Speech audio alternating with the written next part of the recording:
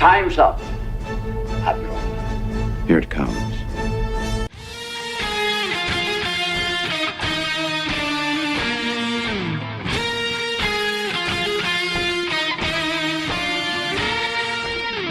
By the power of Grayskull!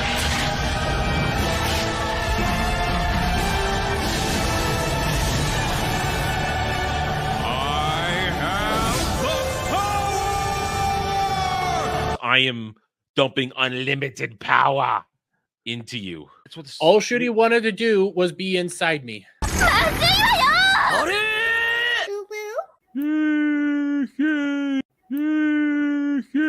It was one of the first James Bond movies I watched, so I have a bit of a connection to it. And That's Dermot's excuse. I don't fuck. It was their first date, Adam. Shut up. I will stop bringing it up. I don't give a fuck what that wannabe VTuber cunt wants to say. Okay, let me have my moment.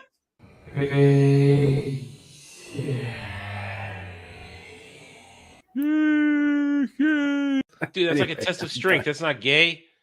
That's like I'm gonna grip you. I'm gonna grip you harder than you grip me. I wonder what the championship belt would look like.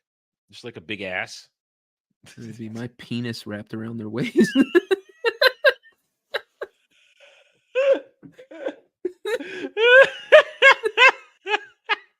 we named zombies after you in that game. Yeah, rightfully so. Yeah, I mean, there's these big fat bloaters that sun themselves and they just lay there. Oh, those are the things that come out of my rainbow's ass. Adam, you being Worf is cultural appropriation. I won't. Cultural appropriate my dick. I don't care. I will have earned my riches and my surly attitude by the time we get there. If I were going to culturally appropriate your dick, you'd have to go get that surgery to get. Oh, good lord! Here we go. Yeah. That is just. Oh god, those eyes, dude. Those eyes, man. Those eyes. Pretty eyes. I'm not looking at them right now. You know what? I know, but she is a total package. She is a total package. I usually think Ryan. I usually think Ryan is very cringe when he says this, but she can shit in my mouth. Whoa, Dermy! Why do you have to ruin this? What the fuck? Why Ryan says that shit. Fuck, Ryan says this shit. If Ryan jumped off a bridge, would you jump off a bridge? But you just for her, yeah. Would. Here we are worshiping this beautiful woman, and you're talking about German shit eating. I mean, come on. Listen. I will drag my ball sack. No. Listen. 100 miles worth of Shut the fuck up. Broken glass, salt, and lemon juice just to smell her farts. We're not on your goddamn stream. We're on Adam's stream. We're respect the man's house. You don't take shit in his goddamn fridge. Shut your mealy mouth. So that's the original thing of shipping. The problem is nowadays it is morphed into a weirdness where you have stans, these fake fans, who will take characters that have no reason to be in a relationship whatsoever, gay or straight, and they will ship them together to be in a relationship. And most of the time they want it to be gay. A few moments later. It's essentially when you get somebody who takes individuals like D-Day Cobra. Okay, you see Jeremy. Oh God, don't make them and then kiss. they take Ryan. No, shut up. This So they is take worse than swear to God. and they Ryan. start making fan art of maybe Ryan. Wait, no, okay, this is Jeremy. This isn't going to take away from you Ryan making like out this. with Ryan. Let him finish. Okay? Ryan like this, or the other way around, and sometimes 69, and it's just a bunch of internet freaks saying these two should be together. Beat down that song. Oh my God!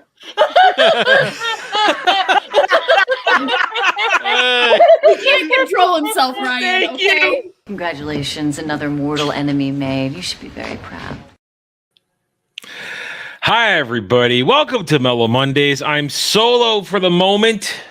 Guys either aren't hearing it or have other commitments this evening, but fear not.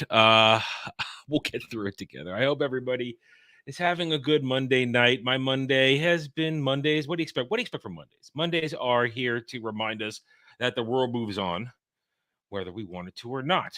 And right now, boy, I'm looking forward. Not forward to something. I'm looking forward and trying to see what's going to happen. Trying to find hope and goodness. And I'll be honest, the things I'm looking forward to the most are not happening this year for entertainment for me. The things I look forward to most are going to be like next year and stuff like that. But anyway, hey, all out there. Hope you guys are doing all right. People, I guess, are still rolling in. It's Monday night. Other things going on. I know that we are all busy. I know, and people who may be, in the path of the upcoming hurricane are getting ready for that stuff. So be smart. Don't do anything stupid for that. If you need to get out, get out. If your domicile can withstand it, good for you. But be safe about that. Don't be stupid. And just remember that this is hurricane season. This shit happens. Sometimes you get light years, sometimes you get heavy years. And it's just unfortunate that these ones are happening back to back. And Florida's going to get slammed again. But for all those who I know in Florida, as I said, be safe. Take it easy. Do not do anything crazy.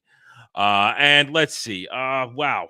What can we talk about now? My topics I have planned are group discussion topics. I don't really have a solo topic. I just found at the last minute that other things were going on tonight, so I wasn't ready to just be you and me. So if you guys want, those of you who are here, if you guys throw out something, I'll be happy to opine.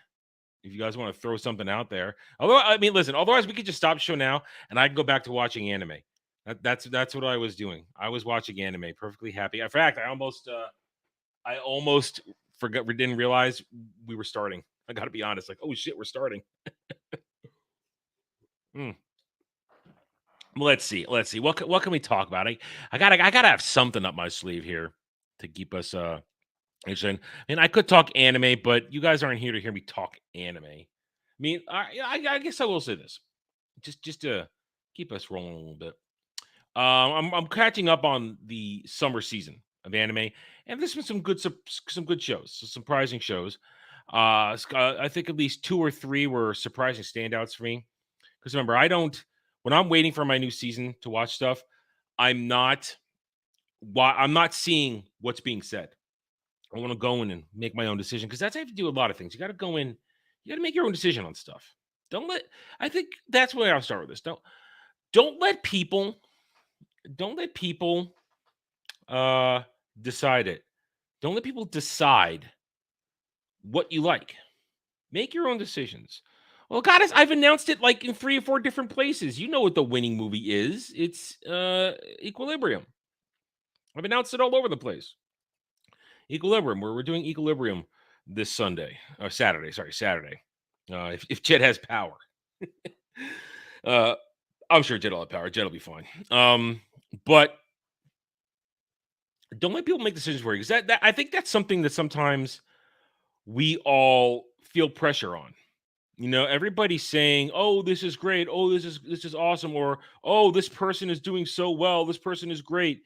And people feel sometimes the pressure to go along and say, "Yeah, this is great," or "Yeah, that person's great." Be independent. Now, I'm not saying go out there and be a complete asshole. What I'm saying is be independent of thought and desire. Don't let other people's expectations or desires shape how you want to feel about something. If you think something or somebody is a dud, you don't have to go out and say it. You don't have to go public. You don't have to do anything drastic. But at least if you're asked an opinion, give an honest opinion, but also then don't lie to yourself. Don't lie to yourself.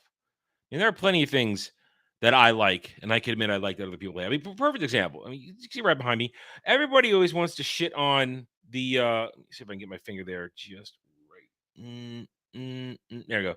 Everybody always wants to take a dump on the Hobbit trilogy. And yeah, it's got a lot of flaws. Messy CGI. They expanded on they stretched out the story too thin. And everybody goes, "Oh, F it. Oh, no, you have to watch the fan edit cut if you really want to get any enjoyment out of it." I say to that, fuck you. I think while imperfect, they're fine. I accept them for what they are, and I enjoy them for what they are.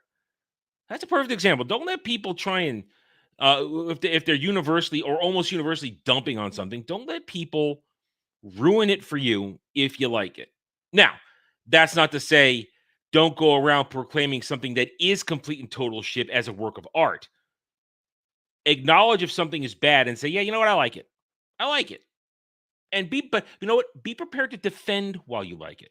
I mean, I could say, going back to the Hobbit trilogy, I like the cast. I like the acting. I do love the world of Tolkien as a whole. It's fascinating. It's rich with depth.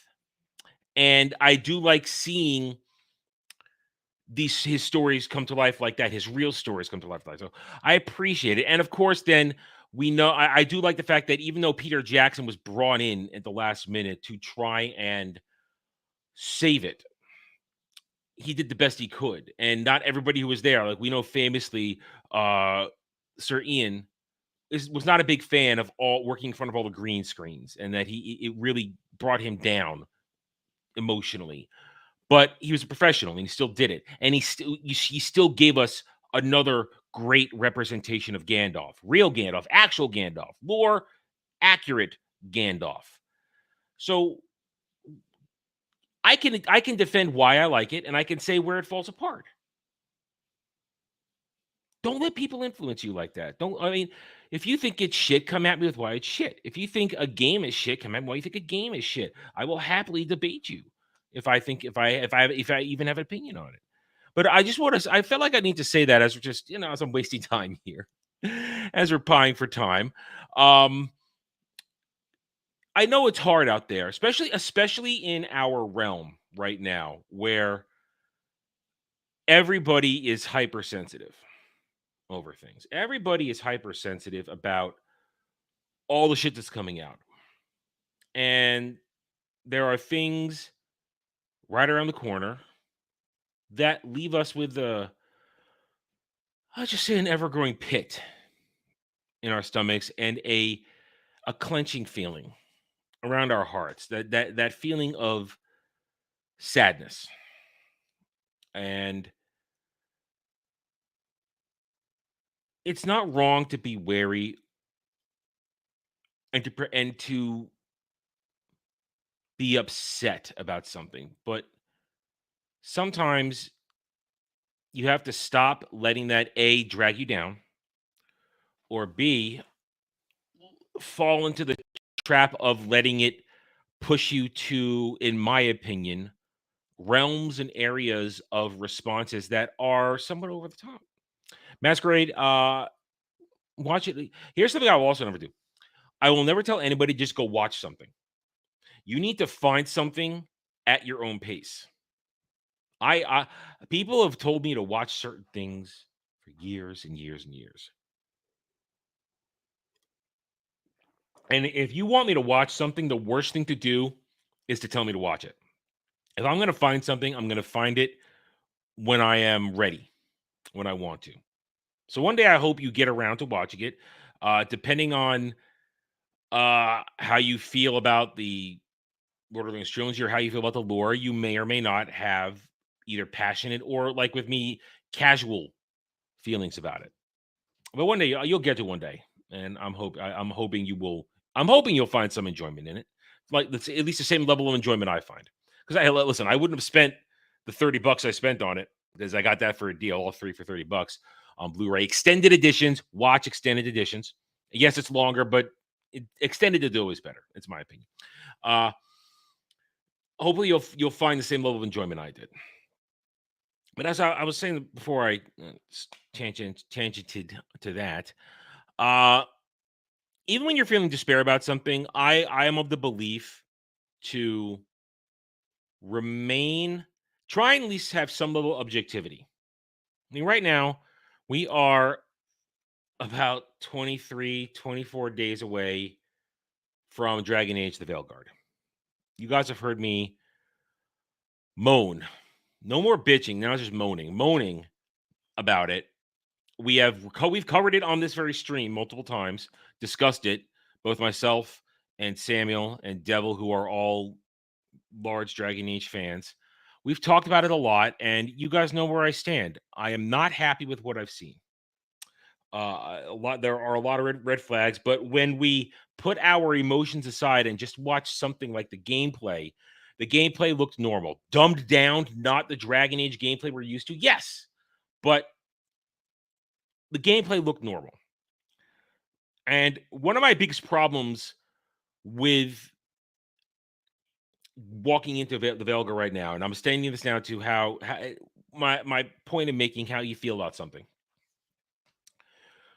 A lot of people are, and it's not just Dragon Age, it's a lot of things, whether warranted or unwarranted. Now, there is a lot of warranted mistrust going into Dragon Age between how the people who are involved with it have spoken to people, responded to the backlash, to the presentations they've given out, to the reveals we've gotten. There's a lot of warranted mistrust.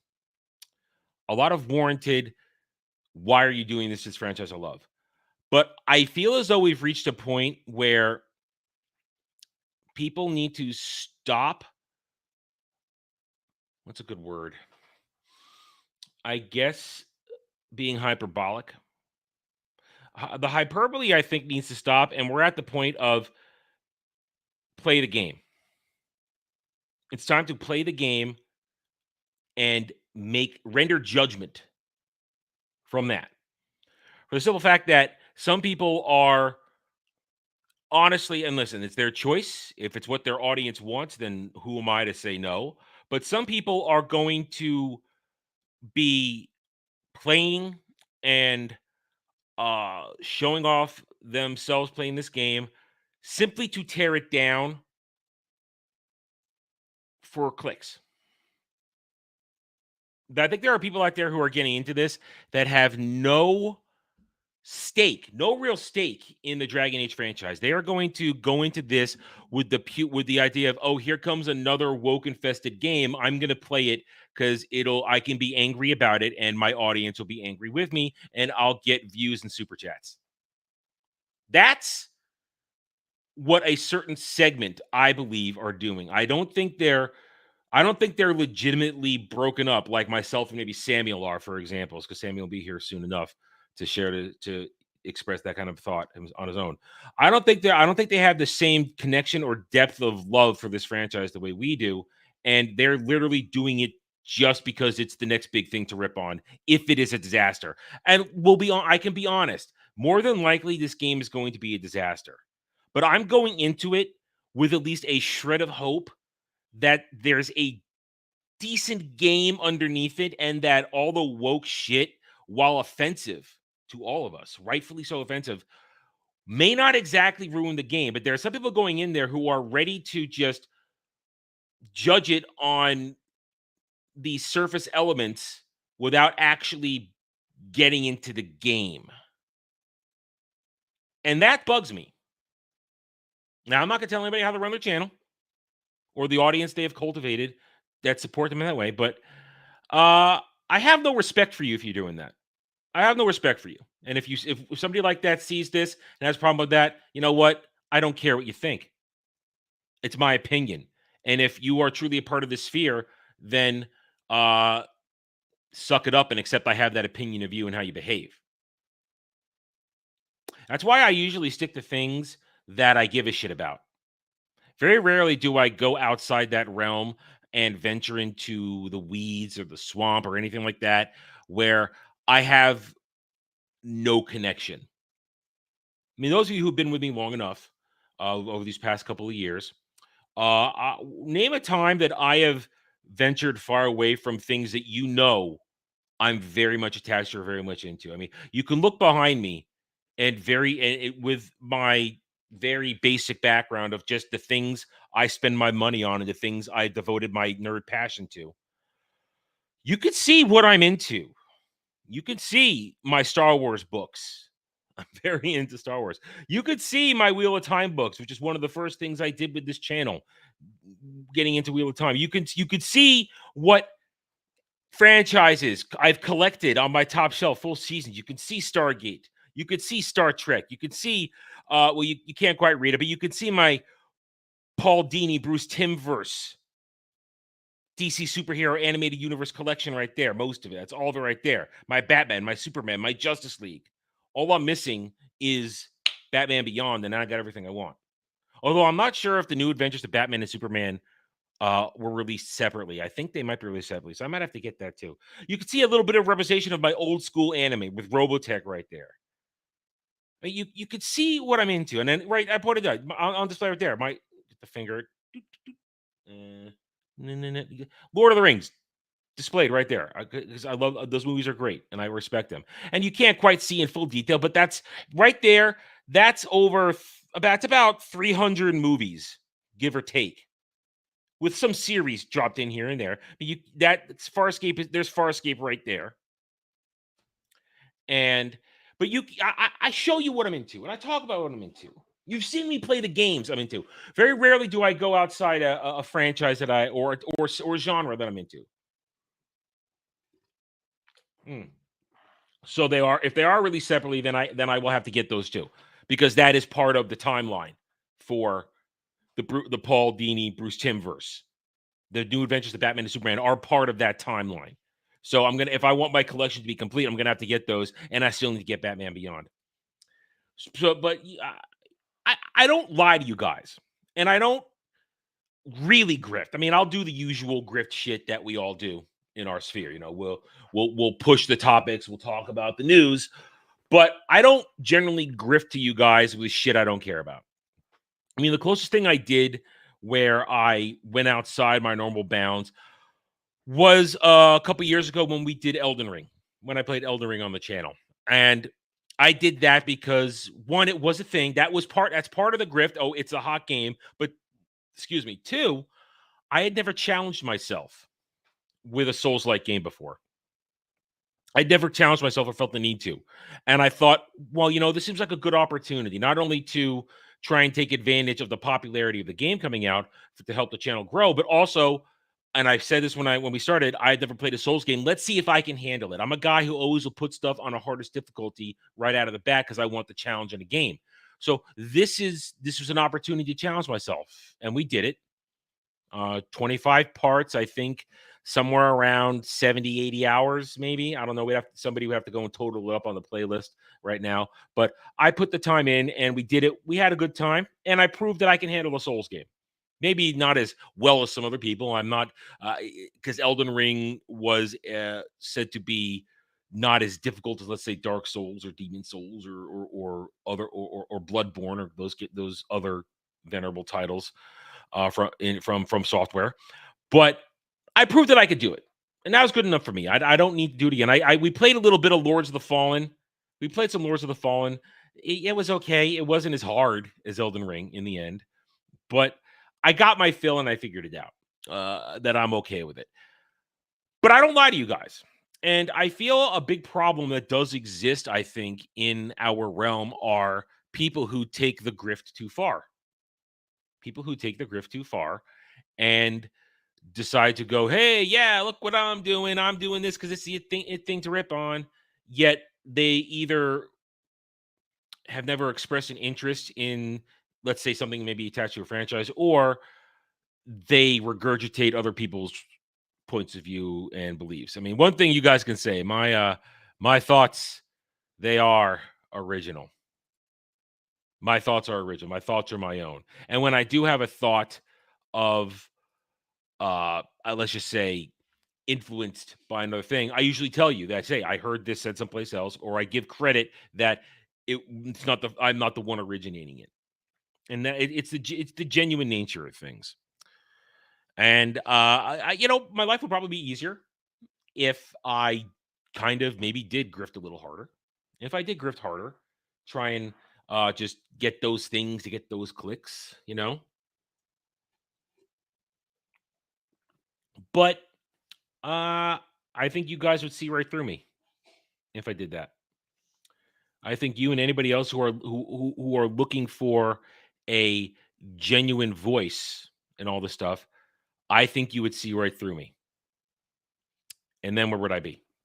I mean, I have great designs to do. I want to take all my nerd knowledge that I have, all my nerd knowledge, everything that I've accumulated over my decades, and I want to apply it to things. I want to write stories.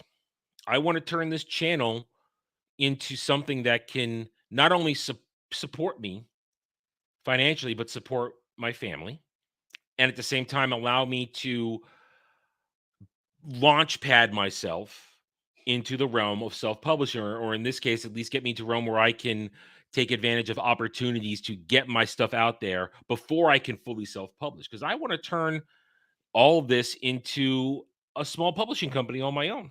That's what I want to do. I'm not doing this just for the anger clicks. I'm not doing this just to be pissed off all the time. No, I'm doing this because I have a plan. I have a plan to deliver entertainment more than just my stunning good looks and my shining personality, which all of you enjoy every week. I'm doing this because I want to do more. And now, am I behind schedule? Yes, I'm very behind schedule.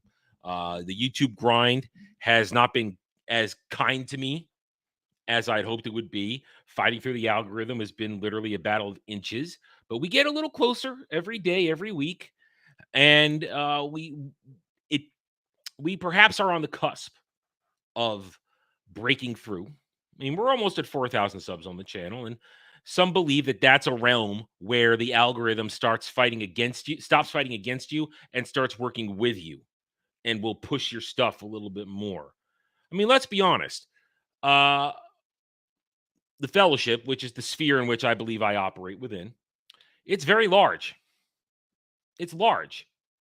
Channels at the upper end of the Fellowship have hundreds of thousands, if not over 1 million, some case 2 million, 3 million, millions of people go to them, which means there is an audience out there.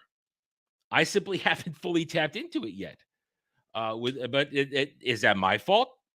Probably to some extent, because I maybe don't take advantage of everything possible. But the algorithm plays a role in it. You know, I haven't fought my way through the algorithm. I haven't taken every opportunity out there because, let's be honest, as I just said, if I started talking about shit I don't give a shit about, every little thing that's out there just to get a video out on the day, you wouldn't get that passion you get from me on some things. It would just be me reading the lines and uttering something just to get to 4 or 5 minutes, just so that it looks like it's something, just to put it out there. And then that's it. Okay, just to feed the algorithm. I tried that. Well, no, listen. Yes, I legitimately tried that during the first year when you're trying to get traction, because there's nothing wrong with that. When you're starting out a channel, there's nothing wrong doing that when you're trying to get traction, because you'll find out a couple things. One, you may find out that you could talk about these things if you don't care about them, if you are going the way of being a news or information channel. You know, there's nothing wrong with doing that. So you'll try a lot of different topics, a lot of different subject matter, and you'll shotgun it and see what hits and see what sticks. As we went forward on this channel, I discovered pretty quickly, you all, those of you who have subscribed to me, who have stayed with me these few years, you respond the best when I review stuff.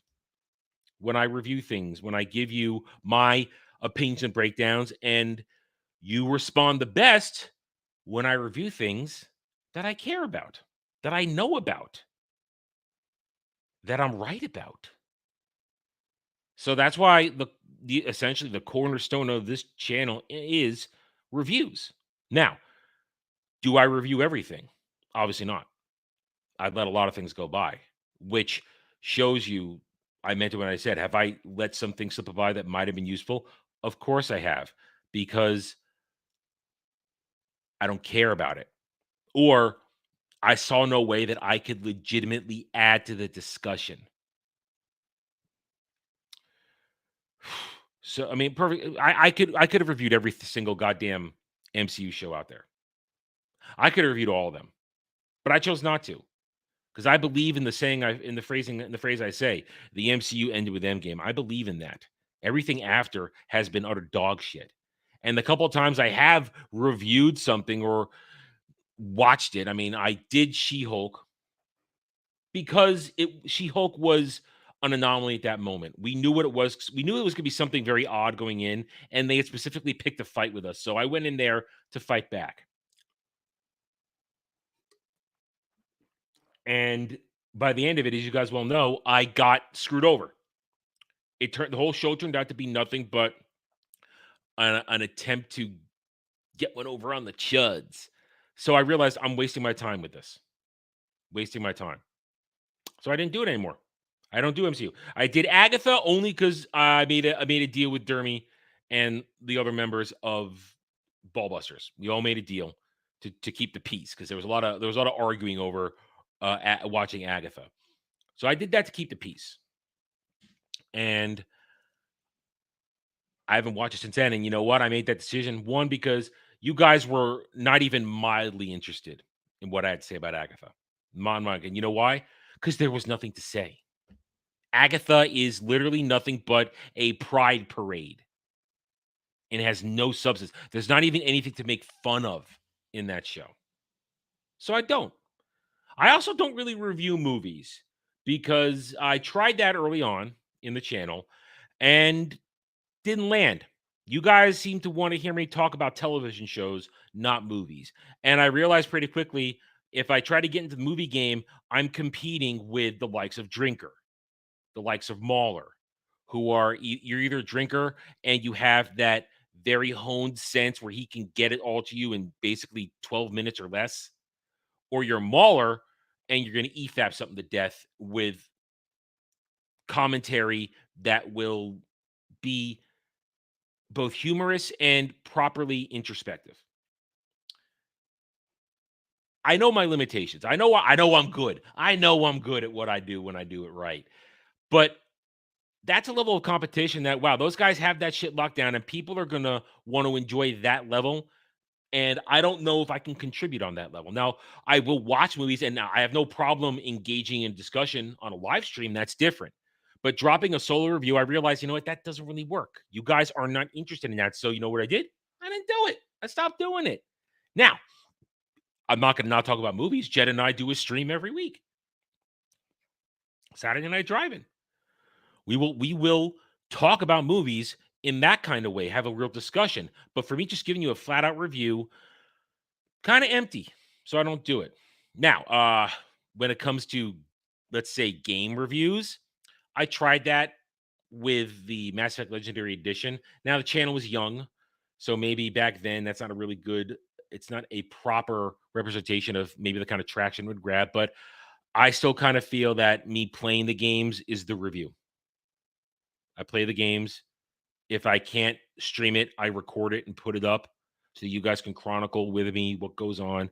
And I feel like that is a legitimate way to do it. Now, unfortunately, we can't really do it on the main channel all the time because of the limitations of the algorithm. I mean, right now, at where we are with the algorithm and the size of the channel, if I do something like a 2 to, let's max it out. I did as much as 9 hours when we were playing Dragon Age Origins last month. That would screw up my algorithm. I mean, I'm not like where I have a big enough foundation of the channel where I can do a massive gaming stream. You guys, or the audience, not you guys, the audience will show up, Az will get paid for it and not lose revenue and not lose his place in the algorithm, because the built-in audience will always come back for a video and another live stream. But while you guys may, and I love you guys for it, you guys will show up and you'll watch what I do, you'll participate in what I do, the algorithm will not like it if I do something different than I normally do, and therefore it doesn't know how to promote the channel, and therefore it's not putting me in front of new eyes, and the channel doesn't grow, which is why we did the gaming channel. Although we are going to break that habit for Veilguard, because there I'm grifting. I'm about to pay $70 for this game.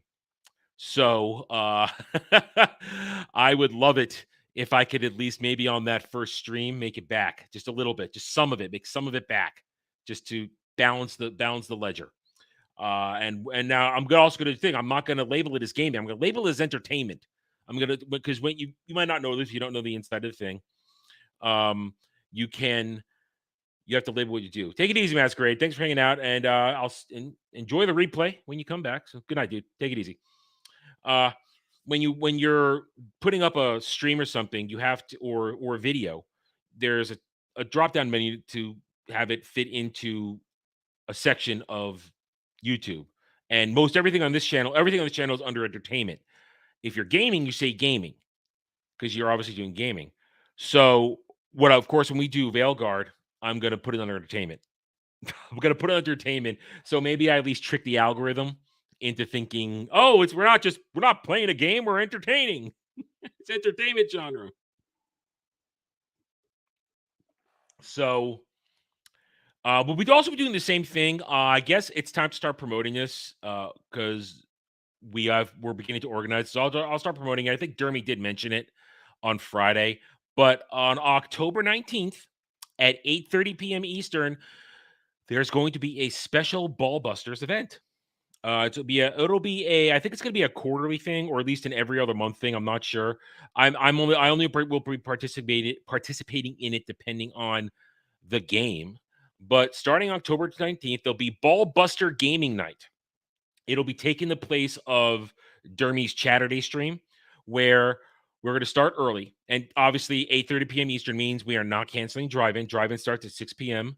And normally, if it's just me or Jed, or even if we have a guest or two, we normally don't go more than an hour and a half, depending on the movie. So that leaves us plenty of time to do drive-in, and then for me to get ready for Ballbusters gaming event. And so October 19th at 8:30 p.m. Eastern on Dermy's channel. On this channel, I will be live streaming my perspective. We'll be doing gaming night, and we will be playing Among Us. Yes, we're playing the game that was hot 4 years ago. Listen, I never played it. Here's the thing. When Among Us was big, it kind of sucked. I was either not on YouTube yet, or we just got started. And I didn't know anybody. I didn't have a network or a crew that I ran with like I do now, the network that I'm involved in, that you guys see me on all people's channels. I didn't have people to play with. And I wanted to, and I could barely scrape together maybe 2 or 3 people, and that wasn't enough for a real game. But now we can put together upwards of 10 to 15 people. If we, stretch out beyond the initial group, we can reach out with friends and affiliates. So we are going to do Among Us. You'll get my perspective. We'll be doing it through Discord, so it's not going to be a StreamYards thing. It's going to be a Discord thing. And it's going to be a lot of fun. I've never played it before, so I'm liable to suck at it in the beginning. Most of us haven't played it before. That's the thing.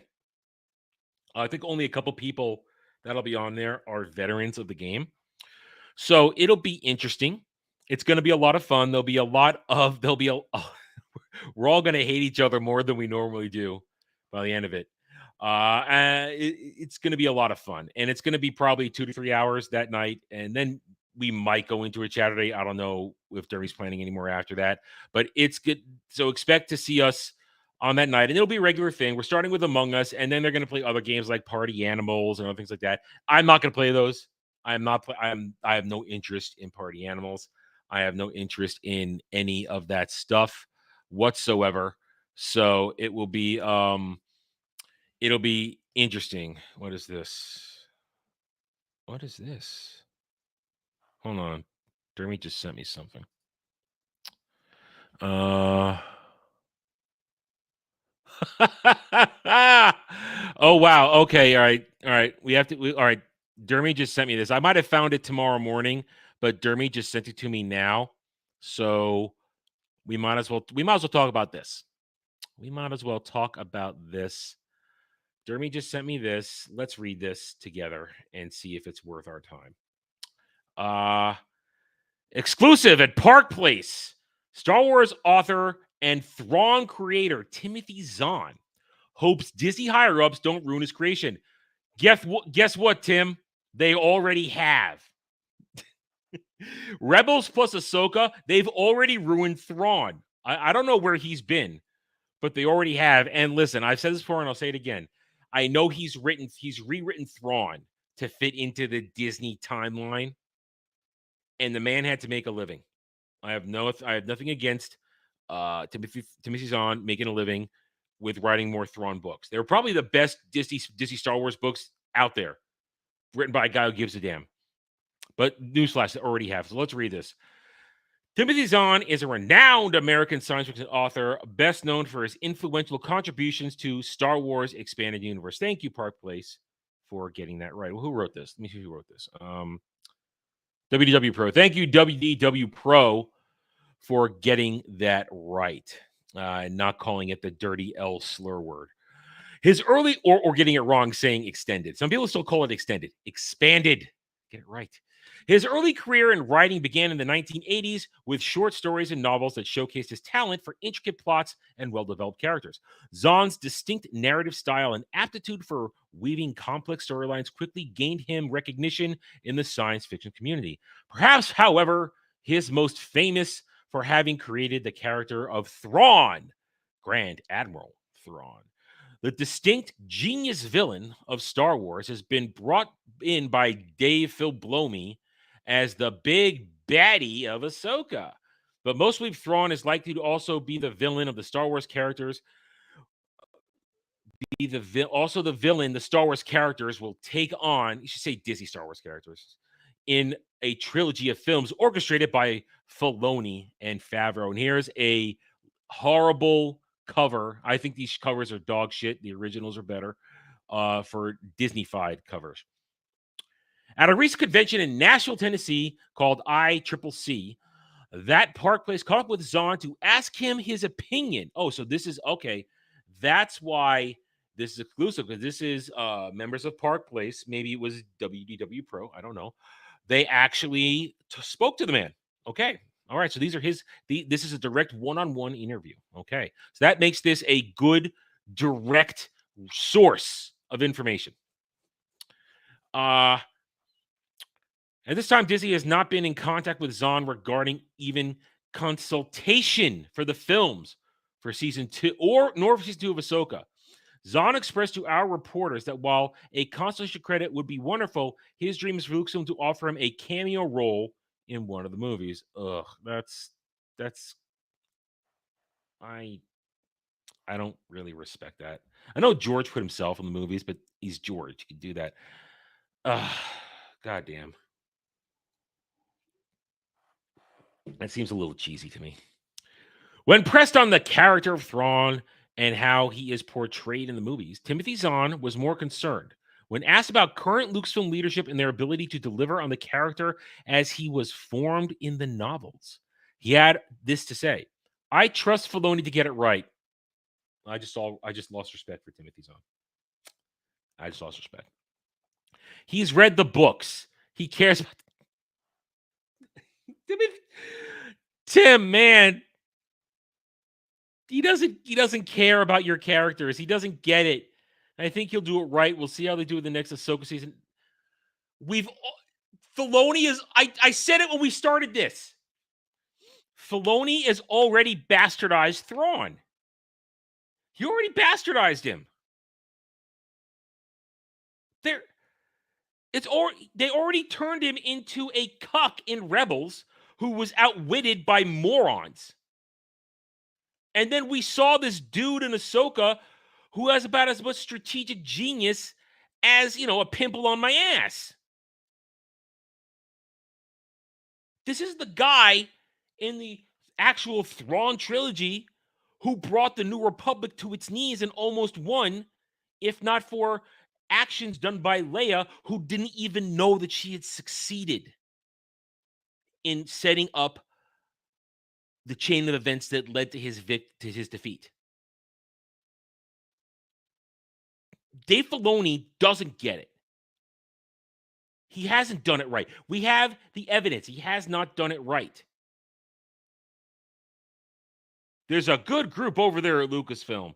Pablo Hidalgo comes at it from a game's point of view, but he knows the characters. Oh my God. I'll repeat myself. Timothy Zahn has every right to work with them to make money to feed his family, but he has sold the fuck out here. He has sold his soul. That's terrible. How can a man who truly does get Star Wars like Timothy Zahn, the man who truly launched the expanding universe, how can he say that Pablo Hidalgo gets it, understands characters? I just hope that Disney higher-ups don't ruin it. The people you just mentioned ruin it. Dude. I hope the check cashes, Tim. I hope the check cashes. Because these are the people who have ruined Star Wars. Dave Filoni, who doesn't give a shit about George's galaxy. He wants to take it and reshape it to his own. That's why he bastardizes it every chance he gets it. And Pablo Hidalgo, the head of the story group, that dude is an insult to creativity. Everything he has been in charge of since Disney took over, when he didn't have better people keeping him in check and not letting him run things, everything he has done has been horrible. This breaks my heart a little bit. And it shows me that, Tim Zahn just wants to make his money. There's no integrity. There's no integrity here. Is there any more to this? When we reminded Mr. Zahn that there aren't many people above Dave Filoni anymore at Lucasfilm and Disney, he smiled and replied, and that's a good thing. Oh, God. That's strike 3, dude. It surprised us that Disney has not more forthrightly reached out to Zahn for consultation on the character. We've covered in the past how popular Zahn books are, easily surpassing any enthusiasm Lucasfilm has found with modern novels. All right, it doesn't matter. This rest of this doesn't matter. They're just going to talk about what he's created. Oh, man. I don't know.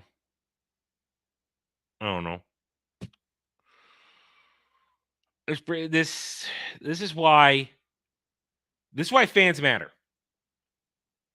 This is why the conversation lately of toxic fans, no, not toxic, passionate. This is why our voices matter. This is why people who know and love these things need to keep talking about it, need to keep basically reminding everybody what's happened.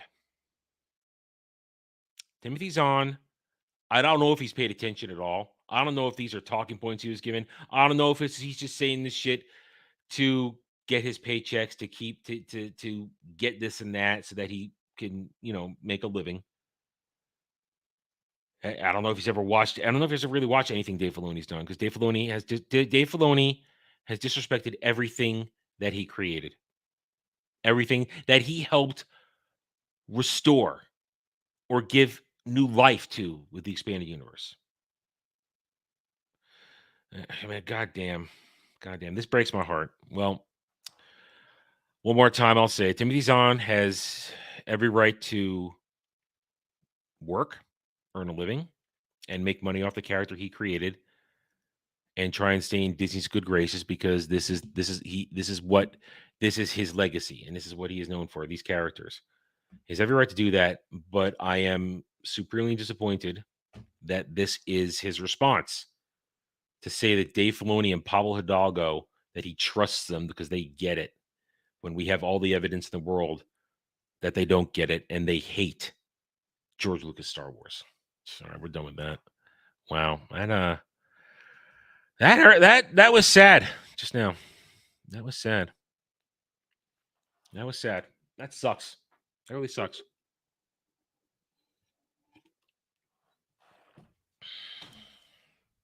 I don't know where to go with that from there. Don't know where to go with that. Oh, hang on a second. Hold on a second. I killed the window when I opened that up. Make sure I get these open again. Okay, just in case. All right, well, let's see. What else do I got here? At least 2 of these really need more than just me. Now, I'm pretty sure Samuel's going to show up. He's just Samuel works late, so he gets here when he can get here. Yeah. So we'll stick it out for a little bit longer. If Samuel told me suddenly he was not going to be here, I would call it right now, because I can't. I did not prepare enough for a solo 3-hour stream. I'm not prepared enough for that, and I can't switch to a game because there'd be no audio, because we're on StreamYard, not what the hell is it? OBS, where I can share the audio of the game. Although I guess I could Yeah, but then you'd hear. Then I get like it would be double voice for me. You'd see my mouth moving here. I'd have to mute myself here, and you'd have to wait for my voice to carry over to the gaming stream. So there's kind of no point in that. And so I can't really. Oh, well, I couldn't. I can't play anything here. We can't do that, and I'm not going to just switch it to gaming stream because it's too late to start a real gaming stream at this point in the night. Oh, so let's see. That was a maybe topic. I don't really know if I have much to say about it without conversation. God, where do we go from here? You guys could throw me something if you want. Well, yeah, I mean, you're saying what I've already said. It's been ruined. Dave Filoni already ruined the character, plain and simple. I don't know. Listen, I don't want to pretend to know what Zahn's mind, how it's working or operating. I don't want to pretend to know that, but in the end, it's sad when I know a true creative. It really sucks when a true creative like Timothy Zahn, who knows how to do it right, essentially bends the knee to worthless pieces of shit like Dave Filoni and Pablo Hidalgo. Because both of them, they're worthless. Both of them are worthless. They have no real talent. They're ass kissers. They're fakes. Dave Filoni is a fake. Pablo Hidalgo is an ass kisser. He's no better than a fucking bureaucrat just failing upwards. So it's a shame when a true great author, great writer like Timothy Zahn has to pay respect and lip service and kiss the ass of the Dave Filonis of the world. That just sucks, man. It just sucks. That's why, you know, if you can, if you got the talent and the ability, if you get the opportunity, you know you could do it like Zahn did, put your stamp on science fiction history like you did with Thrawn and Mara and helping Star Wars what you did. But then use that to really make your own universe, make your own worlds, your own characters that don't have to be tied to something else. So make your own shit so that you have control over it. Now, I mean, Lagadas brings it up here. Publishers and corps have a lot of creation. And that's the thing. Publishers in legacy publishing, when you get your deal, when you're agent, those who can't, but gatekeep for those who can, gatekeep those out who can. When the agents get you signed up someplace, the publishing company, they own your IP. I mean, I guess it was a blessing in disguise that 25 years ago, actually, no, more like 22 years ago. Yeah, it was 22 years ago. 22 years ago when I first started original writing, not doing fanfic work. I guess it was a blessing in disguise that I wasn't ready, that my writing wasn't good enough yet, that the story wasn't solid enough yet, and I got rejected. The first time out. And then even more of a blessing in disguise. Hang on, I got the hiccups.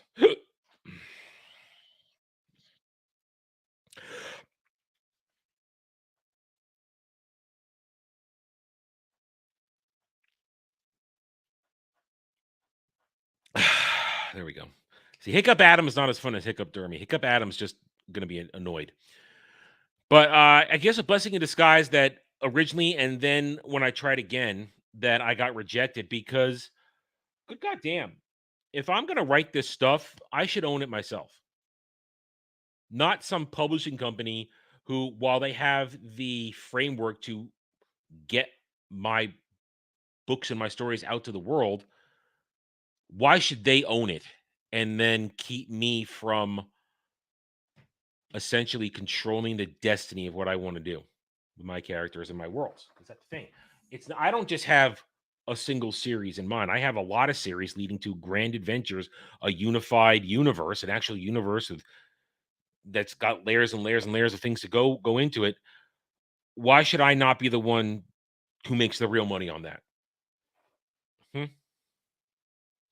That's why, I mean, essentially right now, that's why I feel privileged in a way. Well, listen, privilege, it's a double-edged sword of privilege.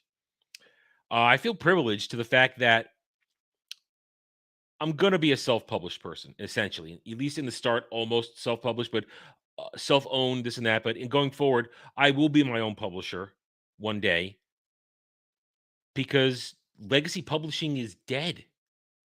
I mean, I go out to a bookstore. Go out to a bookstore and go to the science fiction fantasy section, which is the only section to me that matters. And look what's there. The legacy books that have imprinted on all of us over the decades, they are still there. But, I mean, either the creators are either dead or they finished their stories and they stopped, or they couldn't do anything more because they either the publishing company squeezed every bit out of them when they maybe should have gone on longer than they should have. But they reached their limit. But then the new stuff that's coming out, it's all this woke garbage with crap titles and crap covers and crap stories. It's terrible. It's terrible. Legacy publishing doesn't create classics anymore. So I guess it was a double-edged sword. It's double-edged sword. When I say double-edged sword, it was a privileged double-edged sword because on the one hand, the one edge where that can hurt me is the fact that yes, I have to struggle to get my stuff out. I have to build this channel up so that I have a built-in fan base so that I can guarantee copies be sold. But at the other side, I am not going to my IPs, my franchises are mine. Not anybody else's. Nobody else's. So it matters. It matters that I'm in control and that the independent sphere that is growing and finding its own footing that won't need the legacy media, it's going to flourish better than legacy media because we care and we control about our own stuff. They won't be able to tell us what to do. All right, unless I get, what is this? How did I? Whoa! What happened on my note? That's weird. How did all my notifications go away? It's very odd. All right, we're gonna give Samuel another half an hour. If he doesn't, I'm just gonna repurpose this as a natural 20 because we didn't really do a Mellow Mondays here. It's not Mellow Mondays. It's just me. We have to have the panel, the nerd discussions. I'm just talking about whatever's popping into my head right here, which is more of like a natural 20 thing. So I might repurpose this as a natural 20 and save this thumbnail for a real Mellow Mondays because I'm not gonna waste my new one of my new waifu contenders, Raynette Elfette. Raynette, she's from a show that I watched this past season. Here, I'll show you why she is up there for a lot of reasons, but there's just one reason why she's up there for new waifu status. 先輩と一緒にいたのを見かけたんですけど、私先輩がギルドで受付やっていた時の同僚でアリサ・グレンジャーって言います。リーネット・エルフェルトと申します。リック様とは同じパーティーのメンバーです。やっぱりそうなんですね。How can you not fall in love with that right there? How is that not waifu material? That's waifu material. So I don't. Why would I want to waste this chance? Hail Setlick Gaming, how are you? Why would I want to waste a good thumbnail like that if it's just my mug for the whole stream? So we'll give Samuel another 30 minutes or so because he usually shows up around now.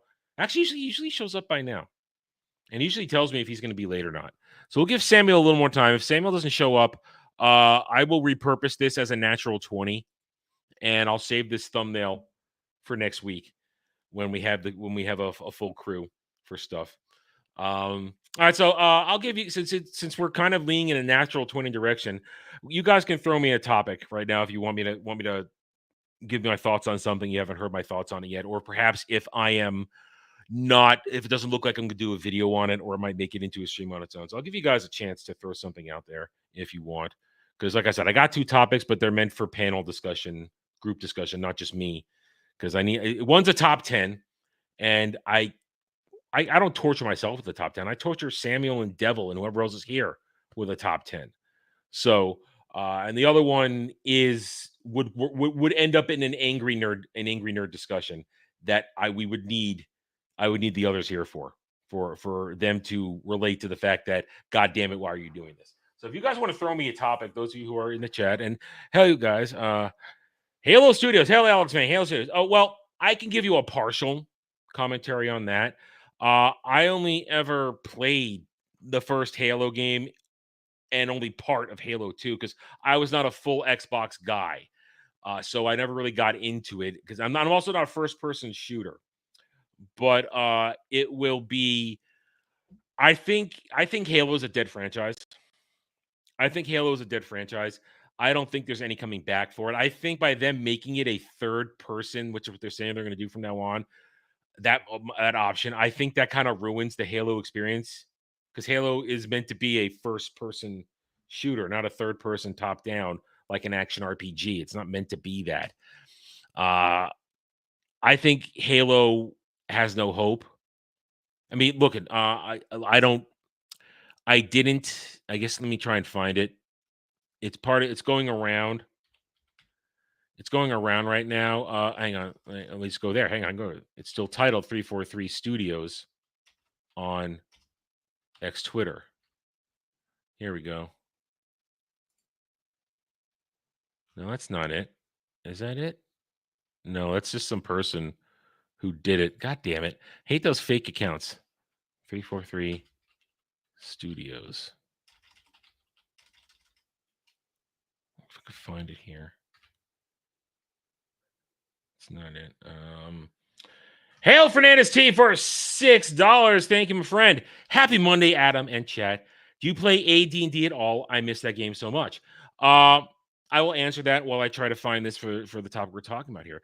I played D&D way back in the day. We're talking 80s and 90s. I played it in 80s and 90s. I mean, here's how it works. Let me show you Halo. I'll show you Halo Studios. I played it back in the day when it was its thing, and I loved it.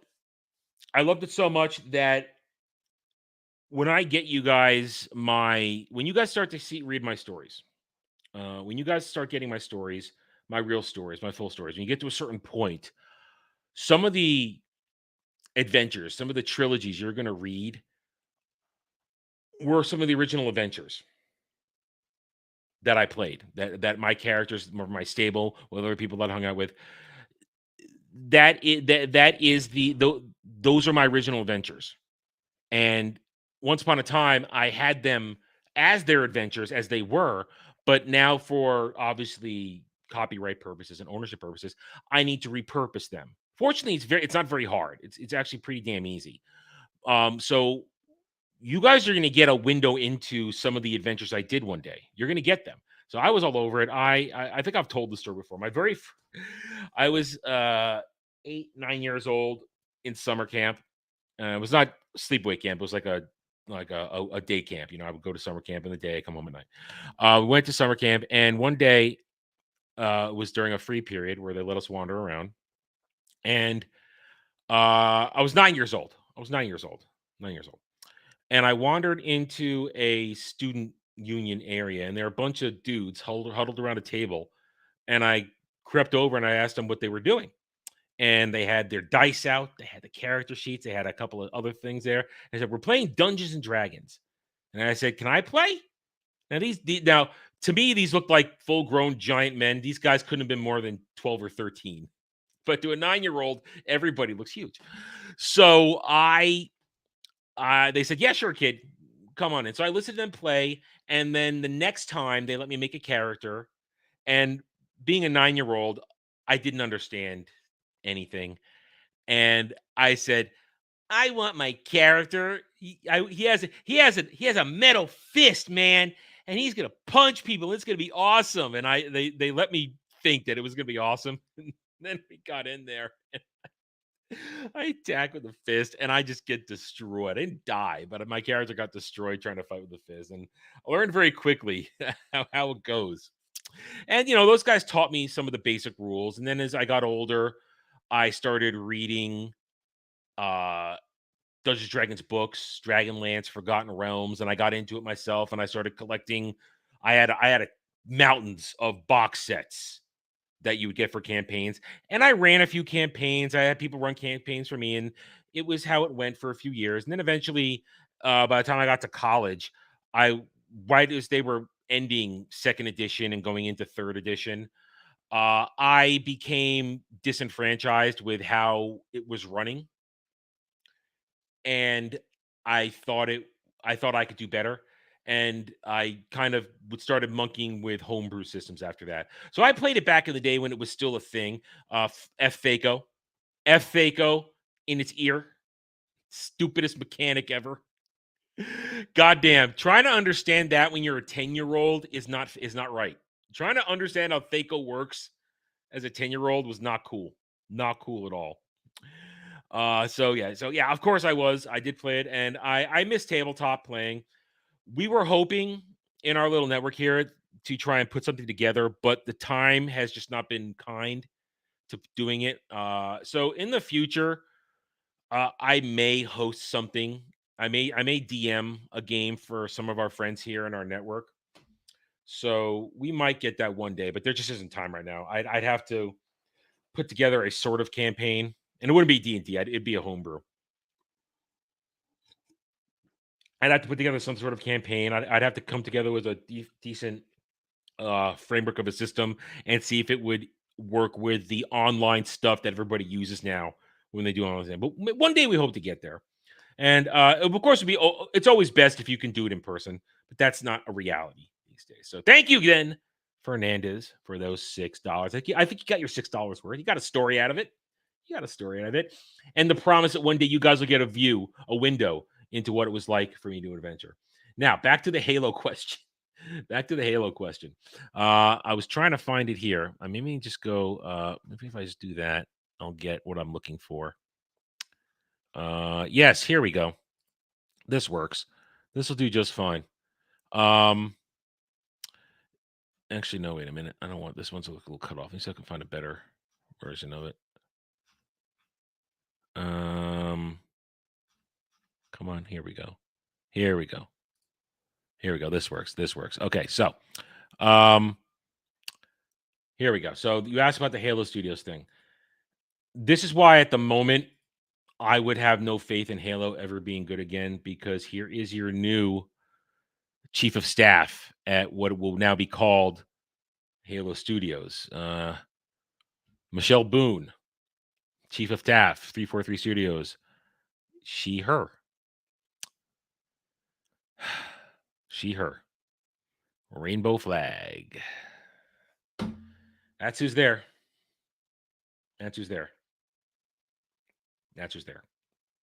So now, of course, I don't have a personal horse in this race. As I said, I don't have a personal horse in the race because I just was never super into Halo. I was enough into it that I respected it. I didn't play all the games after 1 and into 2, but I did follow the story. I kept up with the story. I know what happened, which is why I was able to review Halo for you guys, because I gave a damn about the story. I thought it was a cool story. And having played at least the first game, I had some familiarity and some attachment to it, as how cool a story it would have been to have it be just Master Chief and Cortana against the world. No help, no man-ass, no helmet off, all that stuff. So that's why I don't think it'll work. I think Halo is done. They will never, ever capture the momentum that they once had. They don't have capture momentum. Okay, you know what? For purposes here, let's switch our background to this right now, since this is essentially a natural 20. So we're gonna switch this to we're gonna switch this to natural 20. There we go. I should change the I'll alter it too. later. We'll have to change it when guys. It's essentially a natural 20. I think Samuel must have gotten caught up at work because he's usually here by now. So we'll go for a little bit longer and then we'll call it for the night. Well, yeah. So I miss it. I mean, I don't think it's gonna work. I don't think it's gonna work. I think it's doomed. It is not going to ever find the success it once had, especially after the TV show. I think the TV show disenfranchised a lot of people. If the TV show had been successful, had been some actual Halo, I think it would have stirred up a new fervor for the franchise. But no, I don't. Just because they're rebranding as Halo Studios and they're saying they're going to Unreal Engine 5 or whatever, Unreal Engine 4, whatever fucking Unreal Engine they're on now for game development, I don't think it's ever gonna reach its heights again.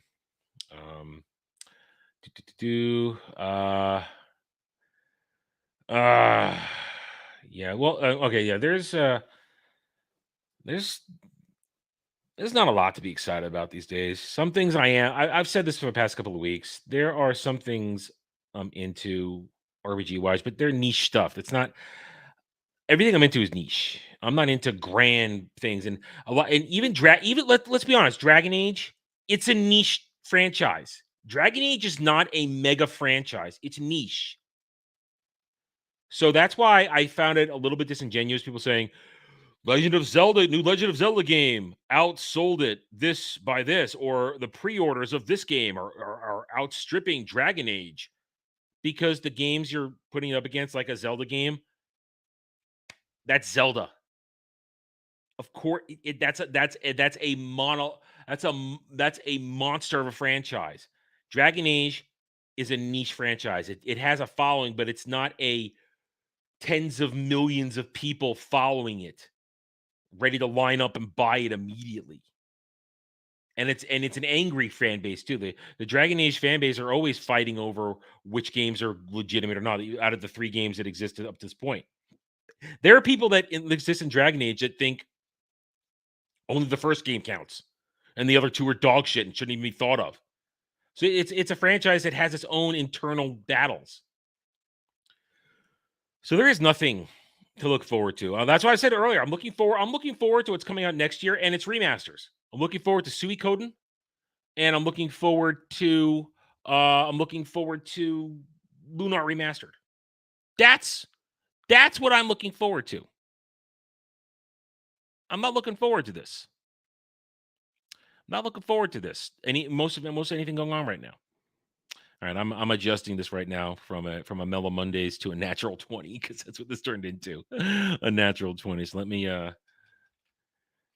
natural 20 on a Monday. Let's put on that. Let's change our thumbnail to the natural 20 thumbnail. Now, I'm very glad that I did create a standard natural 20 thumbnail, and I stopped trying to make up new ones every week when natural 20 was a more regular thing, because of the fact that it was getting difficult. I kept running. It was difficult. I just could never line up with the thumbnail with exactly what I was going to talk about. It's not like Mellow Mondays where I just look for a nice background and find a hot anime chick, slap it on there, and we're good to go. Natural 20 was a little harder. So welcome to a natural 20, guys. It's a natural 20 tonight, because this is not a Mellow Mondays, because this hasn't been quite mellow. I've done a lot of mini ranting tonight, because it's just me, and that's what happens when it's just me. I'm going to rant unless I have topics in line. I'm going to rant. That's a good way. It's a good way, God. It's like comparing Star Wars Battlestar Galactica. Both are sci-fi, but very different, and both have powerful followings. But Star Wars is Star Wars. Real Star Wars is real Star Wars. And while people respect Battlestar Galactica, it's not on the same level. It just isn't. So it's we're in that point where you gotta trust. It's always trust but verify. Now they could come out with another Halo game, and it could be great. It could be one of those things where I was talking about before. They could come out it could be even partially decent marketing, and boom, here we go. It's an actually decent game if they didn't mess up the marketing. But they're carrying a lot of baggage, even for when Halo was still active. Oh, Samuel is here. Hi, welcome to A Natural 20. Hi, sorry I'm so late. I meant to let you know I got tied up with something with a friend that I had to. I figured something came up. Deal all right, with, all right. I'm here now. I guess all right. I'm going to turn it back into Mellow Mondays then. I just Santa would have been here by now, so I guess I'm going to turn this into A Natural 20. But now that you're here, I will turn it back into a Mellow Mondays. Yeah. Again, apologies. It's just it's all right. Stuff came up, and I forgot to let you know. And Devil forgot to tell me this was a bloodbath week. So didn't he say something about that last week? If he did, I didn't hear it. Okay. So if he did, I think he said it a couple weeks ago. And anyway, so yeah. Hi Samuel, how are you? I'm not too bad. Not too bad. I just chain smoked half pack cigarettes, so I might be a little raspy. That's fine. That's fine. I've been holding up the fort. We've done some. I wasn't prepared to go solo for almost an hour and a half. So it's been a lot of winging it here. I did not have topics lined up for just me. So but it's okay. We've been doing all right. Damn it, where did it go? Did I already hang on? I already put the chat. Sorry. That's totally my fault. Totally on me. Oh, they're fine. They'll tease you some way and then they'll forgive you. Okay, so Raynet will return as our thumbnail. Let me there we go, brand here. Let's get it back up there. There we go. I mean, I didn't want to waste her completely because our little mascot in today's thumbnail, she's one of my new waifus, or at least waifu candidates from anime because I watched her new show. I watched a show she was in a couple weeks ago. I mean, here's why she's my waifu. She's a waifu candidate. I just showed it, but you're here now, Samuel. So nobody's going to complain about this clip again. 先輩と一緒にいたのを見かけたんですけど、私先輩がギルドで受付やっていた時の同僚でアリサ・グレンジャーって言います。リーネット・エルフェルトと申します。リック様とは同じパーティーのメンバーです。やっぱりそうなんですね。How can you be upset with that? That's some serious jiggle. Mm-hmm. That was the midway season of that series, and I'm like, wow, okay, I respect it. I respect it, dude. The Yana thing got old. I ran out of Yana pictures. She only did so much, and I prided myself on not reusing.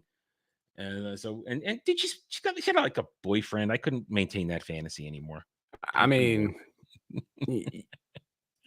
I'm good for you for being able to remember their names.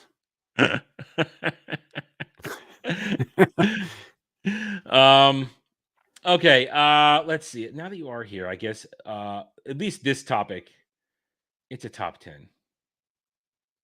It's a top 10. Well, we need to warm you up a little bit. I don't want to throw into the top 10. Right ease it in with the finger or two before you just shove the whole fist in. Yeah. Let me exhale. So we were just talking about the fact that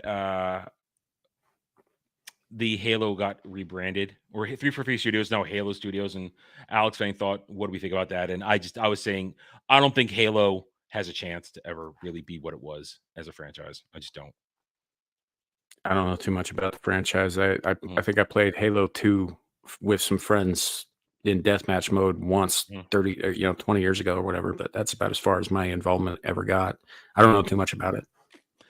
Well, yes, but just on a standard of how big it once was and how it's fallen down. Oh yeah, it was very popular. I know that. Yeah. It was major. But even during its height, Halo 4 and 5 were really disliked by the Halo fan base. They really didn't like those games. So even when it was in its prime, it hit a certain level of ceiling, and it'll never, for all my stuff, because like I said, I followed the story, I know what went on. It'll never reach the heights of Halo 1, 2, and 3. The peak excitement, the peak engagement that it once had. No, so they can rename themselves Halo. They can say they're switching development engines all they want. it's never going to come back the way it was, especially because Infinite was a total bust. And tangent to this, because I know this is something you talk about, because Setlick mentioned, they not excited about anything new coming out. No. But next year, I'm excited about remastered games next year. I mean, we're thrilled for Suikoden 1 and 2 next year. Yep. I'm so excited for that. Yep. And we are remastered. But if for whatever reason that gets pushed back or whatever again, because that's always a possibility. I still have all of my original copies and and the working engines to play them on. So I do not have mine because they were decently valuable at a point where I was in need of money and I sold them. Yeah. I sold them. No, I get that. Yeah. But I've already pre-ordered my Suikoden physical copy. I pre-ordered it from Amazon. So it will arrive a couple days late from when it drops, but I would prefer to get the physical copy rather than have it on digital, because that's something I want to have in my hands again. I'd love to have it in my hands again. So that's going to be fun. I can't wait. So I'm more excited for old games that were great getting a proper remaster treatment, facelift and all, than anything new. I'm not on the remaster train. I think the old games were fine as is. Like I know that there's a lot of people out there who's like, well, there's quality of life changes, they smooth out the graphics or whatever. But I mean, yeah, they might look a little bit harsher now than they did at the time. But at the time, I mean, you got to remember that those graphics haven't changed. Our eyes have. Well, I think, as an example, and to compare an apple and an orange here, I think the 2D style of Suikoden 1 and 2, the hand-drawn art, the beautiful art sprites of that one, I think those would hold up just fine on screens. It's not like when compared to the Lunar remakes that were on the PS1, they do not hold up visibly because the graphics get all literally pixelated. They are pixels. It's not the beautiful hand-drawn stuff of Suikoden. Right. Well, so the 2D stuff that Suikoden and a couple of other JRPGs at the time did was you're right. It was all hand drawn. It's one of the reasons that I think some of the earlier Resident Evil games, like Resident Evil 3, really kind of holds up, because all of the backgrounds are static painted backgrounds. They look great. Okay, I didn't know that. But it's one of the reasons that the camera's so funky in those games, is because it can't move around a painting. But like some of them, I'm just looking back and I'm like, I can still appreciate them for what they were. In Suikoden's case, I don't think they're going to end up changing a whole lot. I've seen the visuals. Hi Gal, you can come in here. Hey Gal, we're going to talk Suikoden. You have the link. Yeah, she's got the link. Yeah. Let me bring it up, what the Suikoden remastered stuff, because it looks beautiful. And like I said, as someone, and I know that the see if I can get a good one. Okay, here we go. Okay, somebody actually has a video here. Suikoden 2 HD remaster versus original and early entry. So we might as well bring this up and look at it. And we'll do it without audio because we don't need the audio. We can see it for ourselves. That way I don't have to. I think probably the biggest, if there's going to be a lot of visual changes, I think where they're mostly going to be at are probably with the like level 4 spell combos. Where they would switch from 2D to like a 3D cutscene kind of thing in the old games. Let's see. Wait, all right, hang on. Let's give credit to the site. This is from a place called Saiku 133K subs. So it's a real channel. It's from 2 years ago. So this is, that's how long these have been on the shelf, ready to go. So I guess this was early footage, but it is legitimate. So this is the Suikoden 2 side by side. We got original 2 here, and here's remaster. All right, we could see it's a facelift essentially, which I have no problem with. And yeah, it looks like they improved some of the detail and like the way the light is working. And I know on Suikoden 1 they really did a lot in the main game. Let's see if we can skip ahead here. Oh, here we go. Yeah, it's just they just really made it. It's the same thing. Yeah, they just gave it it's brighter. It's cleaned up a little bit. Yeah. So it's not. It's what you expect from a remaster, essentially. You know, it's what they expect from a remaster. Make it look pretty. Make it look nice.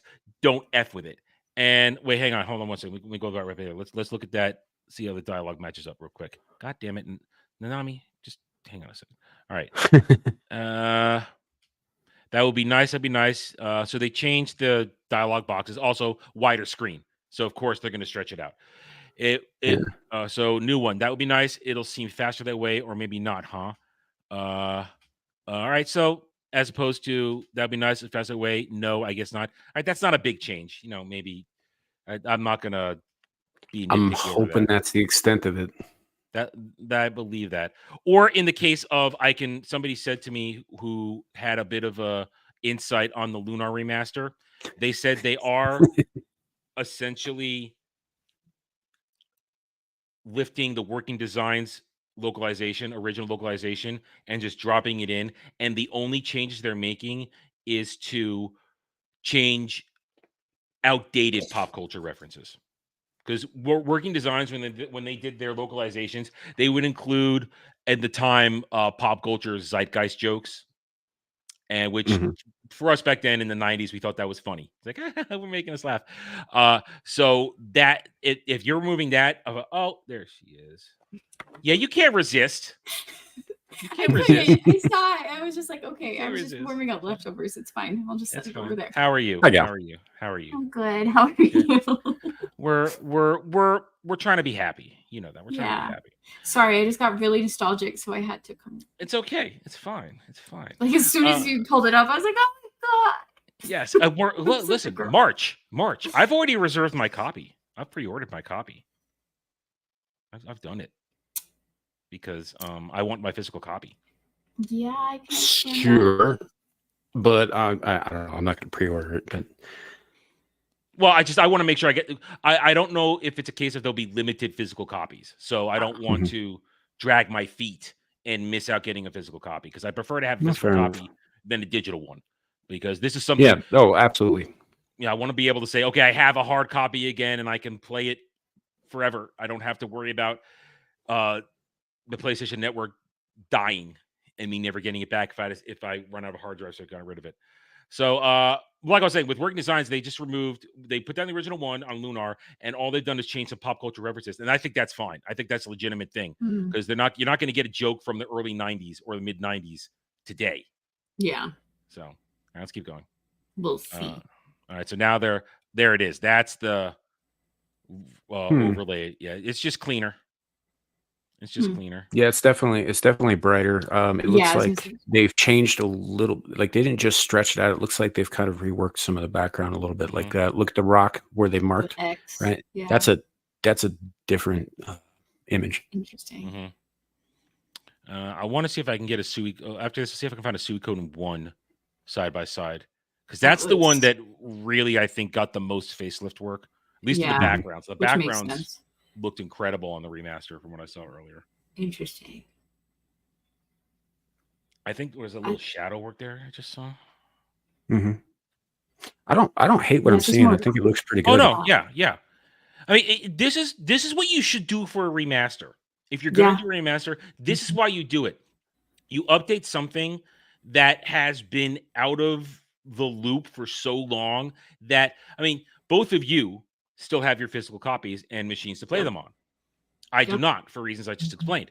So there are people out there who either don't have access anymore or are willing to spend the money again to get it again for modern day stuff. Because even if I had it, I'd have to jerry rig shit to stream it and this and that. Yeah. And this will be so easy. All I got to do is plug and play. I don't got to do anything. Go right into PS5. We're good to go. And I can't I can't wait. This is going to be so much fun. Are they just going to keep doing this back and forth?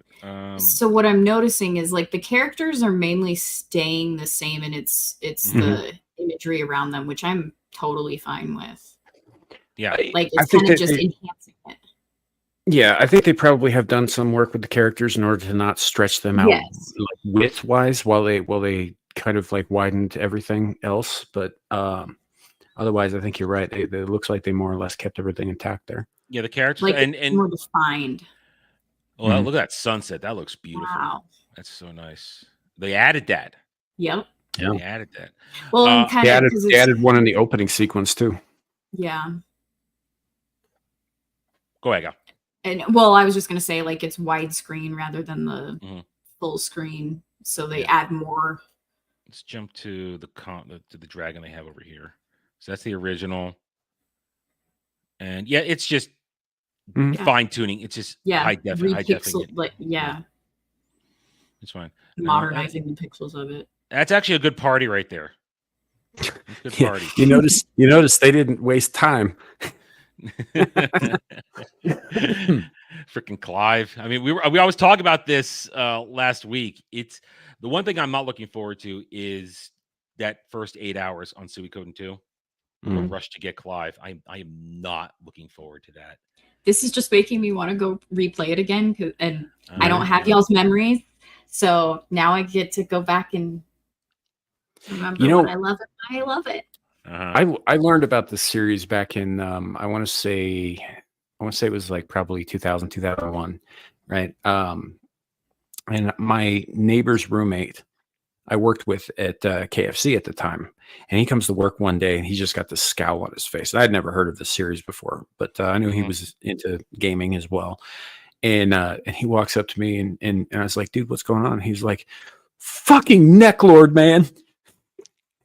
I was like, what the fuck is Necklord? He's like, fucking Necklord. That guy's a son of a bitch. And he's referring to Victor's arc in Suikoden 2. And like later on, I played it and I was like, oh, I get it. That guy's a son of a bitch. Yeah. I told the story. This is early PS1. This is early PS1. And I'm just busy trying to get anything that looks like an RPG because that's all I wanted. And do I have this on? Oh, wait, hang on. I don't think this is high definition. Oh, yeah. Let's get this maxed out here. There we go. Okay. This is the announcement trailer from I guess a couple years ago. So we'll just have this playing while I do this. So we'll get some look at Suikoden 1. I was obsessed with the Soul Eater rune. It's the greatest true rune as far as I'm concerned, bar none. I was obsessed with that rune. My brother and I actually played the second one first. Like we didn't know about it. It's just our friend had the second one and really recommended it. And so we decided to get the first one. And then after playing the first one, we discovered that you can get like that side quest in the second one, like with when you save your dude, if you take McDole and when you have him in your party for your final rush at the end of the game, god damn, that's just Soul Eater through everything. So yeah, it's a good thing to combine with the Pale Gate rune too if you've got a high level caster with you. Yep. It's God, great. guys, I'm so nostalgic. I love this. Yeah. So look at that overworld map, dude. Oh, that that's sexy. That looks like classic Final Fantasy there too. So I like how they've done redone the character portraits. Yeah. I miss the days of good character portraits and dialogues segments. I miss that. Suikoden was one of the first series that I ever played where character portraits have been around for a while before these guys, but it was one of the first series I ever played where they had reactive character portraits where they had more than one portrait per character depending on what the situation was. It was very cool. Yeah. So I remember it's PS1 era and I'm looking for everything and I was in the store and I just saw this and it said Suikoden. Now we've all seen the original artwork for the original box of Suikoden 1 PS1. Most god-awful cover art you've ever seen in a game. It's just like these dudes, real world dudes going, not even representative of who's in the game. Yeah. So I got this game. I had no idea what the hell it was. All I saw was RPG, and I said, sure, womp, grab it. And when I plugged it in, I was blown away. I was blown away by the soundtrack alone I was just gonna Gregminster. In Gregminster, the Gregminster soundtrack just blew me away. Well, like the some of the Final Fantasy games, theirs were fully orchestral, and they just digitized actual orchestral music that was composed for this game. It was really cool. Yeah. I was just gonna comment on like lack of inner monologue aside. I could hear what I was just watching in a sense, like when they were fighting the dragon. Yeah, that's what having an inner monologue is like. All the time. It's just different. I'm not actually hearing it, but like I could. It's so hard to explain. But whatever. Like this is it's just the sound of when it's your turn. We're gonna fix her, Samuel. We're gonna fix her. She's gonna. I mean, look, I wouldn't have said nothing, but she brought it up. So no, fair game, fair play, man. This is gonna be so much fun. I cannot wait to stream these. And here's what I'm hoping. What I'm hoping is still in the game is not necessarily a legitimate thing. It was a game hack, an in-game hack that I used for basically getting infinite money. Was it the item duplication glitch? No, gambling. I would play the gambling cup game. And yeah, the cup game is actually surprisingly easy in this. Yeah. Yeah. Now, in the original game, because you can bet up to like 10,000 gold, and then you double down, triple down, you can get up to 500,000 if you're lucky in a go. And of course, you save your game and then just do it. And there is luck to it, of course, but more often than not, you can rack up and suddenly you've got a couple million gold. And it's okay, everybody. Let's upgrade our weapons, shall we? We have enough dwarves. Let's upgrade weapons. Let's buy our armor. Let's always be maxed out. And that's what I would do. Now, when you got to Suikoden 2, they knew that and they nerfed it in Suikoden 2. It's like, oh, you can only bet 100 now. Good luck with that. Yeah, they also made it impossible to get the gold hammer until the like right before the end of the game. So yeah, yep. So I will always do that. And now in Suikoden 2, I always found a way. There are certain spots where you can grind to your heart's content and you pull down like 30, 40. One of my favorite things to do. Yeah. And hail Grace, welcome to the stream. So it's I hope the gambling with the cups is still in Suikoden 1 so that I can still do what I want to do. I like the mini games. It's not cheating, it's just the game. Just because I could save my game doesn't matter. You know what was the hardest part about those games for in terms of like leveling and all that stuff? Part of the reason you had to do all the grinding wasn't necessarily because you needed to level up your characters, but because gold was so fucking hard to come by until the end game when you didn't need it anymore. Yes. It's always like that, but that's old school RPGs. Oh, hey, you're in the final level. Oh, you just got like 5,000, 10,000 currency from this kill. I'm like 2 literal dungeon levels away from the final boss, and you're giving me this kind of money? I don't need it. And this is pre New Game Pluses, so it's not like you're going to get it in in a replay.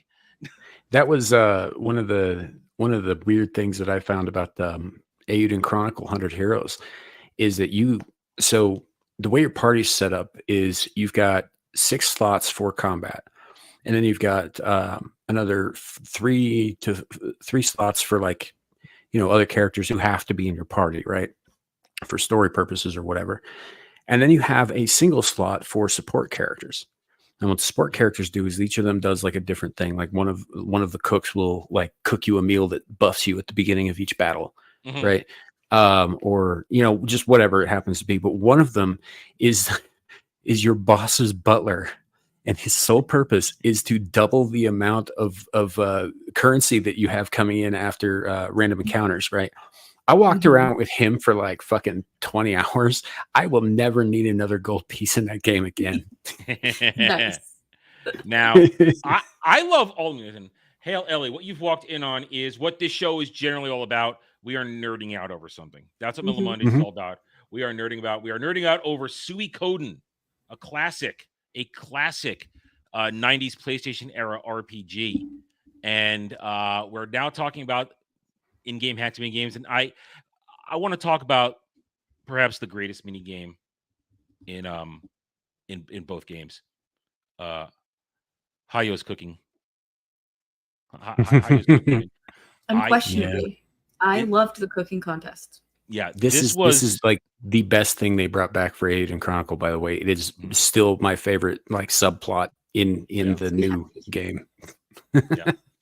I support this. And we are talking about this because the remasters have been done for a bit now, but they've been fine-tuning it, and they're first being released in March of next year. So we are very excited for these remasters because these are games that deserve it. And what's great about this is that what you see now, your Hayo here, he's going to compete against chefs from like this dark cooking guild and shit like that. And his side story keeps happening. Now you want to keep getting these recipes because the food actually helps you in game too. Stat boosts, health, stuff like that. But his own story only can progress, or actually it's only successful if you've collected recipes. You gotta collect. So you want to be so careful if you're going to challenge the guys, don't have like 2 recipes. And then the problem is this: when you're making it, depending on who you've got from your bases, you have to understand your audience's tastes. Your base is filled to listen to what they're saying. You could have upwards. I don't think you can. I mean, there's obviously a cap depending on where you are in the game, but you could have upwards a pool of characters that can hit at least 50 or 60 characters at one point early on in the game, and at the end of the game, of course, 108. But we don't. By then, you're done with his stuff because anyway. But you, like Samuel just said, you don't know who. It's random every time. It's not locked in. You could replay the game over and over again, and you will likely not get the same 4 people as your judges. So you have to think about who you're making this for. And I don't remember, maybe I'm having a fudge memory, but I remember when I was doing this, I remember smashing the buttons while I was cooking. Oh yeah. So there's a meter, right? That there's a there's so, a meter here that it helps. It's showing the appetizer, the main course, and the dessert. And you got to think about who you got there. And this is one of the things I love doing in Suikoden 2. At certain points of the game, I would take a tour of the town. Yeah. Not only to see how things are going, but to remind myself who's there and what they do. And to me, that's how you know your characters. Because right now, I'm so far removed from having last played this. It's been easily, well over a decade. I would say at least 15. I was going to say it's probably been decades for me. Long time. I don't remember the last. I was still. Oh man, yeah. It had early 2000s was the last time I played this. Early 2000s, which is decades. Yeah, 2013 for me. I'm old. And I'm not even as old as you, and I'm old. Yeah, so I don't remember. I have no memory of who the characters are at the table right now. Yeah, one of them is Victor. That's where there's no Victor. I don't see Victor. Isn't that Victor right there in the second to last? No, that's a girl. These are all girls. Oh, it's small on my screen. Hold on. That's not the bear. Oh, I should zoom in. You're right. I'm sorry. I should zoom in. Is that better? Oh yeah, you're right. That's not. Yeah, sorry. But I still can't remember any of their names. Oh, I don't know who those are right now. I have no memory. So the second one is Vicky, the teleporter. No, that's not Vicky. Yeah, none of them. Vicky had black hair. Vicky had black hair. Vicky had black. God damn, I can't remember apparently either. Yeah, no. I can't believe I just remembered she had black hair, but it's like a blue dress, I think. Well, yellow band in it. But and I remember there's adult Vicky and then there's kid Vicky. Yeah, that's true. Because she screwed up and teleported at one point where she's in the same point in time. Yeah, so Vicky is one of the greatest fucking side characters because did you ever take her out in your party with you? No, I hated her for my party. Probably. But... I went through a period where I leveled everybody up. Okay, so if you ever took her out as a serious member of your party, and it's not serious, she has obviously the blink rune, which lets her teleport shit, right? So the first tier, I think, teleports an enemy away, just vanishes them. Right, they're out of the battle. But I don't think you. With the third tier, where she could teleport the entire enemy party away, but sometimes it would target your party. Yeah. Sometimes she would teleport herself out. I think I remember that. Yeah. Oh shit. Yeah, and I think the second tier, she just teleports in a bunch of random fucking household objects over the top of the enemy party, and just like tables and chairs and shit fall on their heads. Yeah. God, she's a crazy character. There are so many crazy characters, but these are all girl characters. I can tell.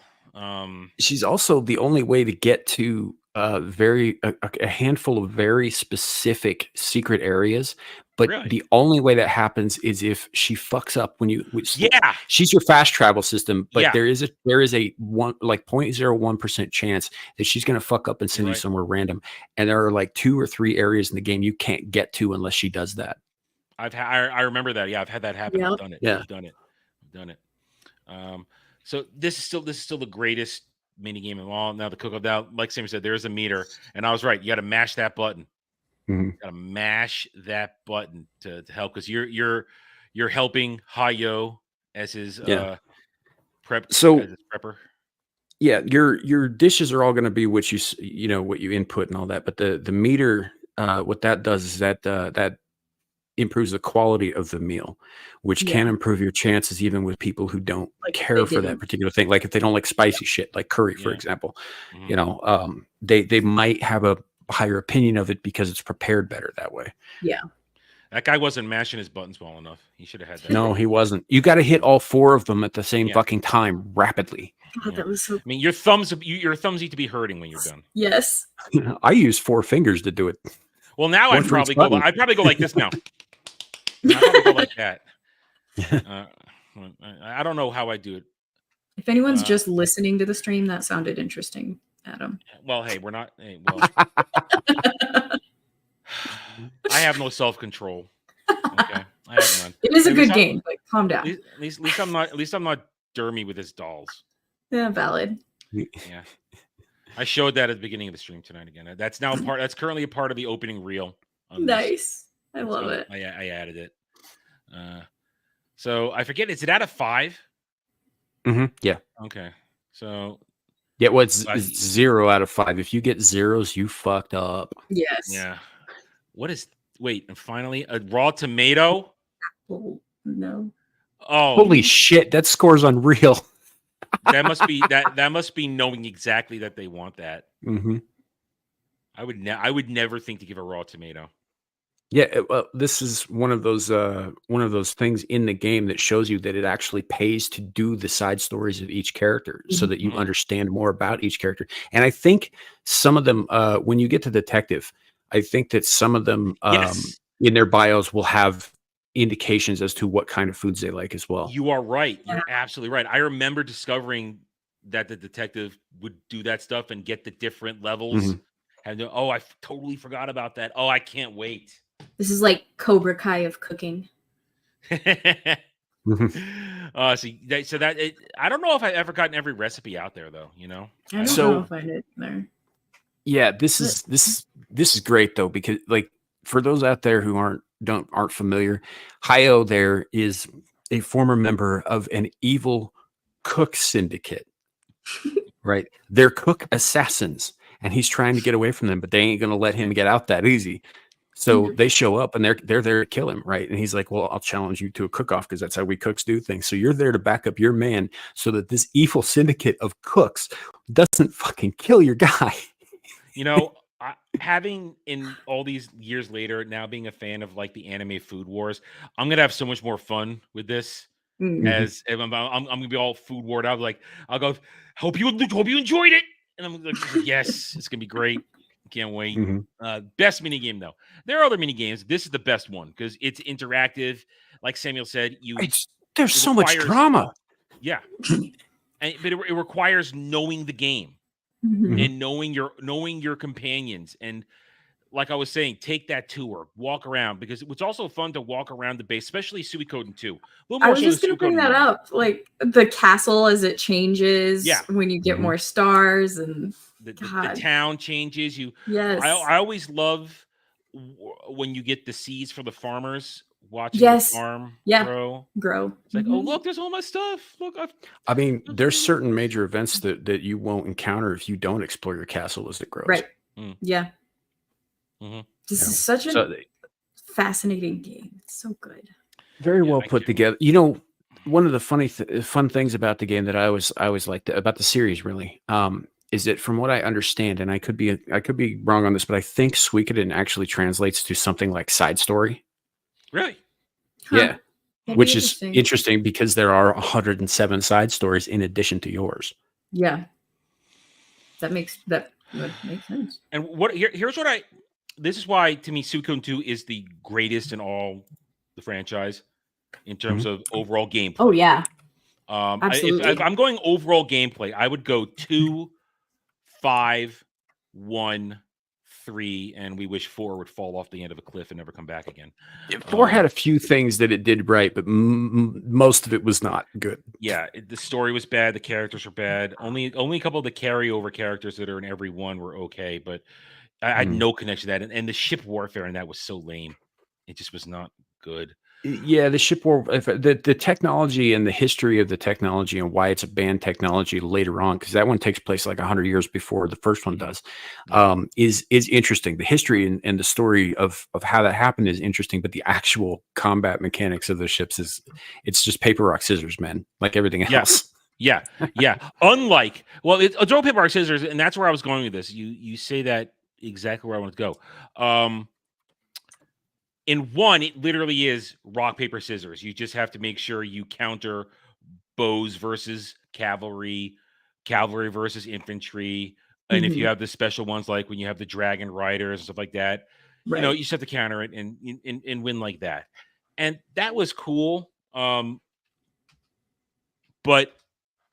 2, man, I mean, here's a shot of, that's not a very good shot. Why are these large? Yeah, the combat, the wars changed drastically between 1 and 2. Yeah, I'm just trying to get a. I guess is this the remaster? No, this is 1. So I'll play this video. Yeah, we'll play this video. Let's watch this video here, just so you guys know what we're talking about. For those who are unfamiliar with the battle system, because definitely, if you guys haven't played these are very, very worth it. And for my money, Suikoden 2 is probably the greatest JRPG ever made. I'll explain you, and I haven't played them all to know, but God, I agree with you. Here's the thing. I mean, battle here. Adam, you got to share your screen, stupid. Okay, so this is the open warfare, because Suikoden had a 3-tiered system if you count one-on-one duels. You had your regular party system, party of 6, fighting stuff. Then you also sometimes had a one-on-one duel, which I love the one-on-one duels. I love one-on-one duels so much. Yeah. Oh, yes. Also, all of this was based on paper, rock, scissors, but they did it dynamically. It was very cool. Yeah. It requires paying attention, though. One-on-one duels, you have to pay attention to the words to know what to do. And also stance. Like, sometimes physically your opponent will show what they're going to do. But then they had open warfare, and this is an example of your army versus, enemy army. And listen, this is as basic bitch as you got. This is a significant battle too, because the character who just spoke is your father. Yep. It's the father of your character. So. Yeah, and see that you there are tricks to it. I'm getting you chills, pull guys. Shit off. You use ninjas to get to know what they're going to do. See, there's all kinds of shit you can do, and this was great at the time. And this is where your different roster matters. You get bonus shit. Look, they're gonna sabotage or steal people. It's cool. Like but thieves would just go steal their money. Yeah. So stuff. Tricksters. So this is cool shit. But it was still the rock, paper, scissors was still very much how you decided in the end. I liked what they did with the death stuff though, like so because you obviously your numbers go down and your physical numbers. Yeah, but your physical numbers go down, but then like these little guys floating to the sky are like the souls of your dead. Yes. Now you could use medical stuff, and also you could use the soul leader later on, and you could just take a chunk out of their army. Yeah. And like right there, you're not going to beat Teo's charge because Nope. that's his special thing. I mean, then this guy's getting his ass kicked right now. This isn't good. That's because he's losing it. He keeps going with charge, doesn't he? I don't know. He should. Oh, is that part of the? Well, yeah. Okay, they didn't do that. Might have been a scripted loss, but still, like, yeah, it might have been. Yeah, you know, you're right. It might have been scripted loss, but then let's see, let me just get out here. But so you saw what it looked like there, and Samuel brings this up. They advanced it for Suikoden 2. Let me see if I can find a Suikoden. Let me get one for Suikoden 2. All of the elements are there, but it was a lot more like Risk than it was like paper, rock, scissors. It was a lot more like Stratego or chess or something. And the Risk is real because I think this is is what I wanted to bring up right here. If people die, they're dead for the rest of the game. Yep. And here is perhaps the most difficult fight you're going to get in Suikoden 2. Trying to save good old come on, give me his name. Give me his name. I just lost it. It's coming up. Where is he? Well, let me get to it here. Oh no, I don't think this is it actually. No, this isn't it. This isn't it. Anyway, but I'll bring him here. Ridley. Oh my god, all these characters. Let's go back. Come on, work keyboard. God damn it. Just because this isn't it, but I thought this was it because from the thumbnail. There's a point in the game where you're trying to get the kobolds on your side, and you want General Ridley because he's a badass. Problem is, for those who don't know, you get an emergency that Ridley's forces have been ambushed, and you have to get there in time. And if you don't get there, if you can't have Ridley hold out until your reinforcements arrive, Ridley dies. This game is just so good about so many things that you have to do so people don't die. Especially at the end. Fucking Nanami. I didn't know that my first time out. I didn't know that. Just like I didn't know about Gremio. I didn't know Gremio either. I didn't know about how to save Gremio either because I missed people my very first playthrough. I got Nanami on the second one though. Got on the second one. Gremio's death is so fucked up. Yeah. You got to so bing, bad. Bing, bing. Anyway, but the Ridley fight, but it's so good. I have spent hours trying to win this fight whenever I do it. The very first time I played it, I didn't lose him. I've never lost Ridley ever because I reloaded every goddamn because I realized now if he dies, his son takes his place. But screw that. Ridley's stats are insane on the battlefield. They're insane. So he is surrounded, and you have to hold out until reinforcements get there, and it's rough, dude. That is the roughest fight, but it's doable. It's doable. Wasn't there something like Vicky on the battlefield that was great? I don't remember. I thought you could like blink troops away or something. It depended if she was in a unit. You could usually whoever was in the unit. Usually they brought their equipped abilities with them. Yeah. Because that's the difference. You bring that up because in the other game, in one, you just had your roster and you could have them do stuff. In Suikoden 2, which they repeated in Suikoden 5, you actually equip your army with characters and they boost each other. They add stats. They boost. You get +3, +5. You get special skills. And like Al just said, you could put Vicky in there and she'll do blink shit on the battlefield. Yeah. So which is wild, but so. But that actually brings up the next point. So like with Ridley, this is a story-based thing. So there is a real chance he will die. Obviously, if he does, he gets replaced with his son. If he doesn't, then he, sticks around. But that's part of the main story. What isn't is that if any given unit is destroyed, there is a percentage chance that one of your party members who is in that unit could actually die. Yep. Right. It's very rare, but it can happen on the battlefield, and they will be dead for the rest of the fucking game. I don't think I ever had that happen. Safe. I've had it happen several times. Yeah, I'm it's very careful with my happen. combat in these games now. And sometimes there's choices that lead wrong. Like in Suikoden 5, there's a choice where you either can stay and defend your keep in a battle, or go out and be progressive and go on the offenses. And if you do that, you're not going to get certain characters. Mhm. And because it might seem like the right thing to stay there and fight them off, but that's the wrong choice. And I did that my first time out on 5, and I really realized, oh shit, I miss those characters. Okay, But I mean, that's just all of this just adds to the replayability of this series, man. Oh, these so were many times. Suikoden 1 and 2 back in the day. These were they ranked up there, not as high, but they ranked up there with Lunar as, I need a comfort game. I need something I'm going to go in. I know how to destroy it. I know how to be badass. I just want to play through it and have a good time and not worry about anything. These were one of those games because you could play them back to back. I never, once I had them both, I never not played them back to back. Now that only goes for the first two, because I only played 3. Honestly, I only played 3 once. I played it 3 times to do all the. And they changed the combat in that. They changed the overworld warfare again in that one to having actual individual units be your on. And I did not like the warfare mechanic in 3.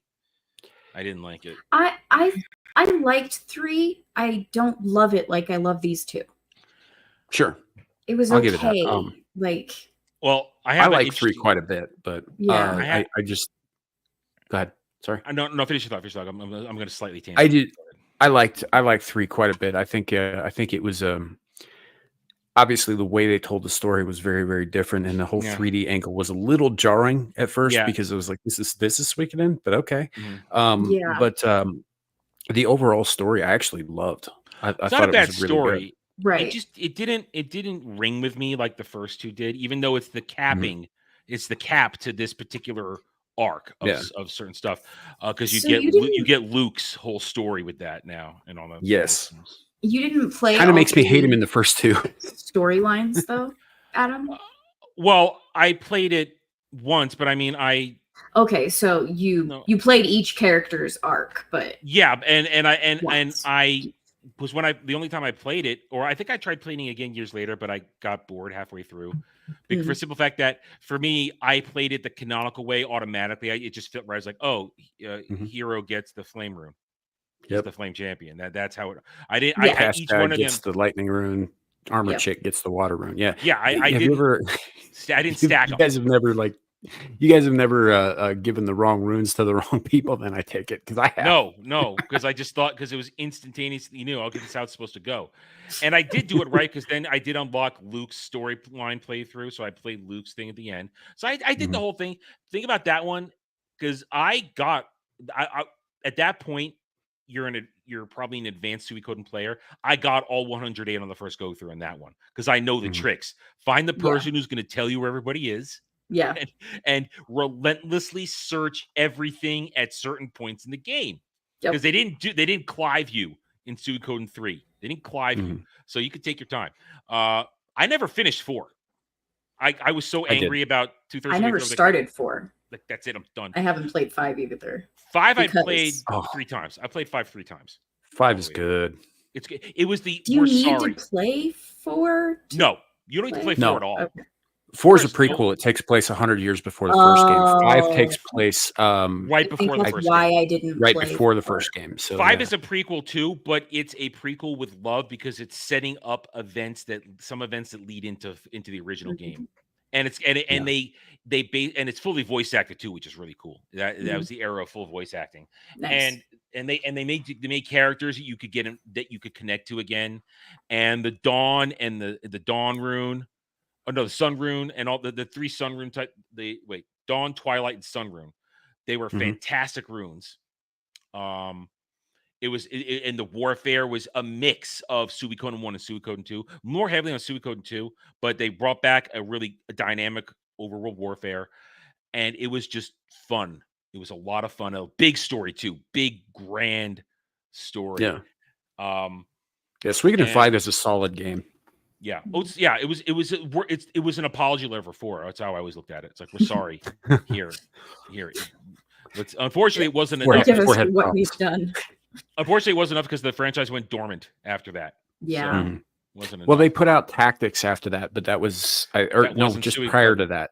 There's a Suikoden in Tactics. Oh, no. I mean, that wasn't like there was Suikoden Tactics. I was thinking of a PSP game that I got that was a Suikoden game that was dog shit. It wasn't Suikoden. Okay. No, I mean, I've got Suikoden Tactics too. I've never finished that one because I don't really care much for tactics games. But,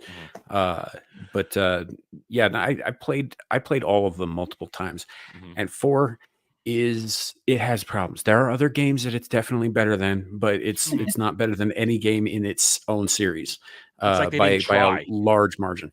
Yeah, it's just it's kind of.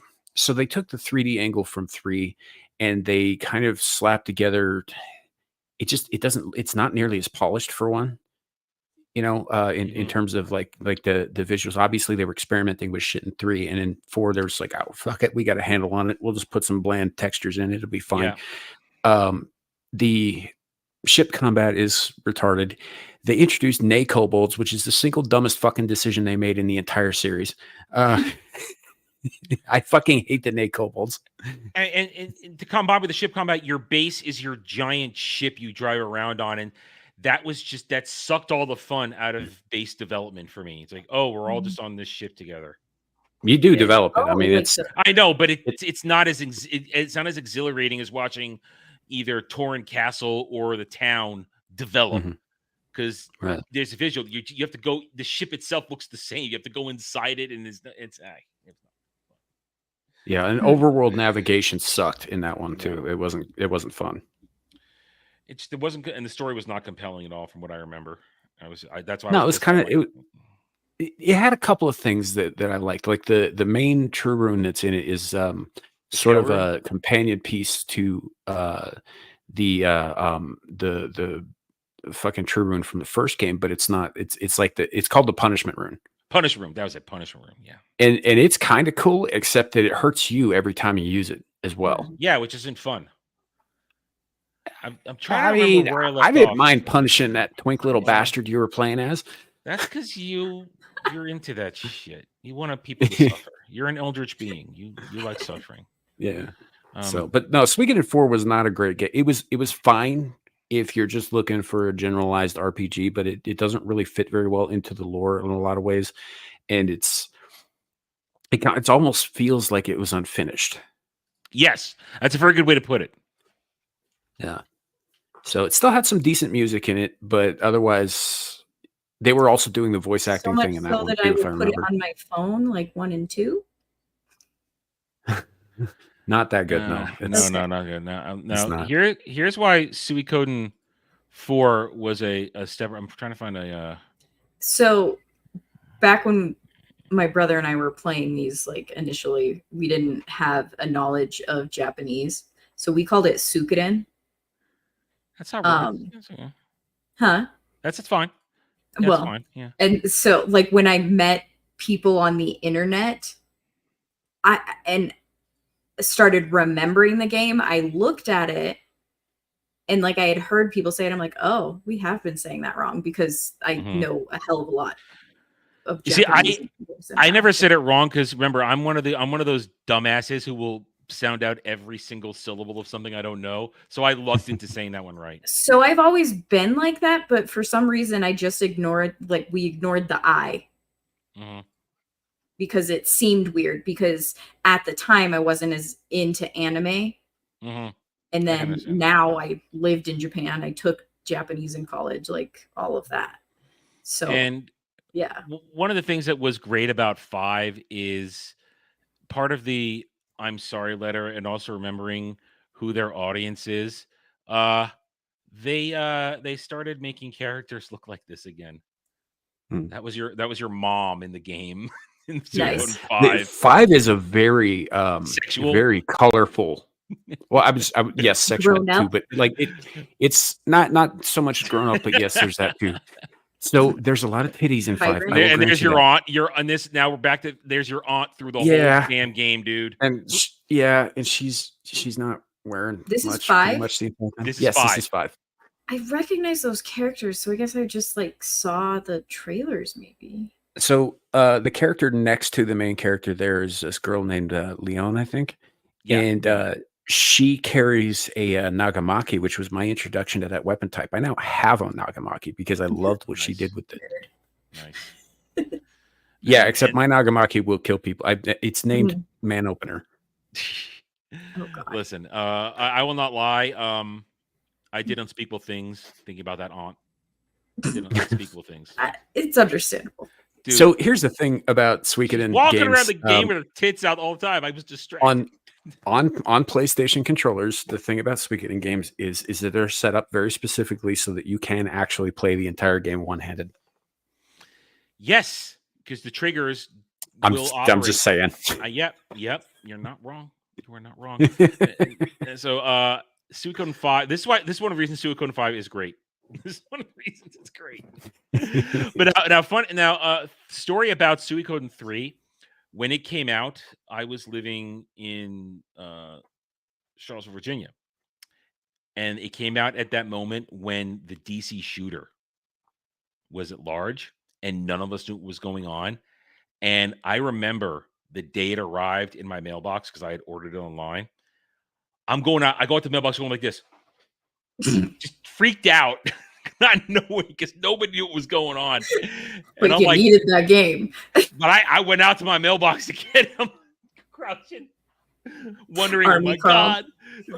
Because at the time we didn't know that it was all a planned thing and a ruse to get one person. It was not a random psycho. But I had no idea. None of us knew anything. So I was freaked out to go outside, period.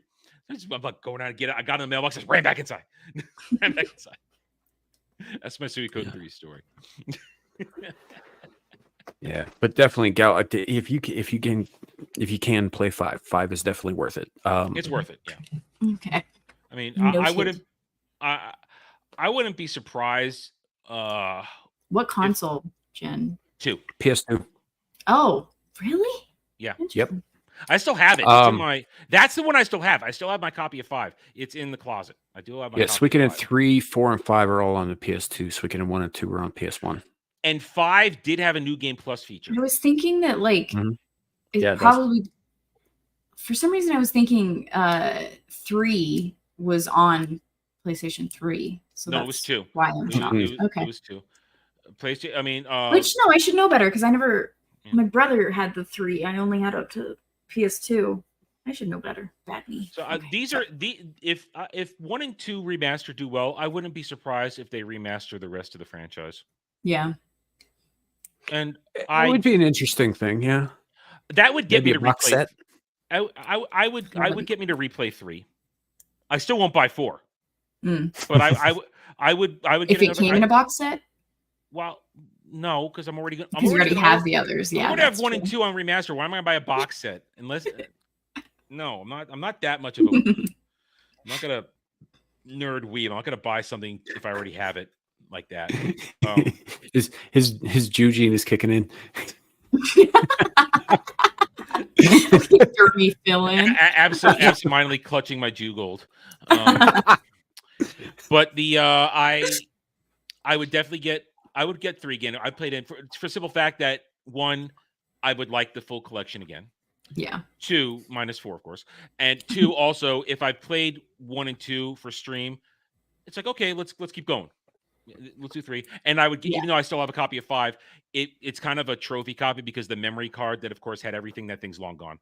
So it's not like I have my old data to fire it up again with the new game plus bonus. Because think about 5 is sure I have the saves. In 5 new game plus, you get all your money from the last game and all your items. Oh. So it's very, very useful. It's really nice to start this game over with some like top tier devastating spells and shit. Yeah. Yeah. You get everything. So that's makes it worth it. So I would definitely get 5. So I wouldn't be surprised if now that we're talking years down the road, but with these things, 5 would just require a widescreen facelift. That's all it would require. Because you can see right here, this is a screen cap from the era. This looks fine. This doesn't need anything else. It looks beautiful. Well, If you're looking at it, yeah, like I said at the beginning here, this is a very colorful game. It's very bright. Because the sun and the moon and this and that shit. Yeah. And the colors are extremely vibrant, but even colors aside, look at the textures, right? The textures, like the inlay on the door behind them, the variance in the bricks in the wall and all that stuff, like in the detail in that they put into this. Now, if you compared this to a screenshot of the main characters from Suikoden 4, you would notice that they're not that detailed. No. And it wasn't that far before far between them. Yeah. This came out, God, when did this come out? 2005, I think. 5. Okay, yeah. Basically towards the end. Might have been 6. All right, let's find out. Let me find out. Let's get rid of the boobies as much as I don't want to. Poor Adam. 5. It'll be okay. Never okay. I broke Dre for a second. 2006, February 2006. I broke Dre for a second because we were having a serious conversation yesterday about the toxic nerd stuff, and at one point I just said they're not genuine. They don't like anything like we would like a perfect motorboat. And he kept talking, then he stopped, and he went, "What?" And actually, I think I might as well bring it up. It was one of those great moments where I completely caught him off guard with it, and he had no idea what I was talking about because it really talking off guard. But that's the beautiful thing about Dre. When you get him with something that he doesn't expect, it makes for just a fantastic clip. Now, it just take me a second to find it here. Well, I do that. I promoted it earlier, but Gal, since you're kind of running it, what's going on October 19th? Ballbusters game night, where we're going to play Among Us at 7:30 Central. You're all imposters. Getting all of the... What's that? You're all imposters. You're sus. So listen. That there's going to be times where we're going to fuck Dermy over, even if we know he's innocent. Oh, I'm booting him every time. I only know about this game because, like, a couple years ago, my 8-year-old kid showed it to me. I've played it once or twice now with Alf and like a ladies' night stream. And every time I just get the parts. I've never played it. I've never played it. What? I never played it. I don't know why I'm shocked. I literally just played it for the first time this year. But whatever. Well, I was explaining earlier. When it came out, I wasn't on YouTube yet when it first came out. And I saw Geeks and Gamers playing for the first time.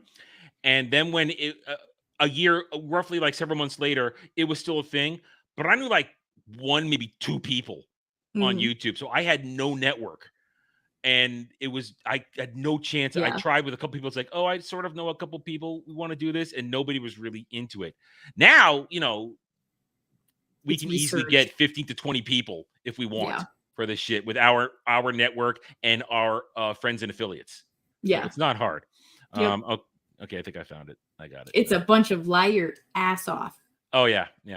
And well, we're gonna have to come up with certain rules. I mean, how many? I know I said it. Besides Dermy and me, anybody else perspective streaming it besides us? Alf might. He's doing his 12-hour stream. Devil might do it. We should tell Devil we'll do it.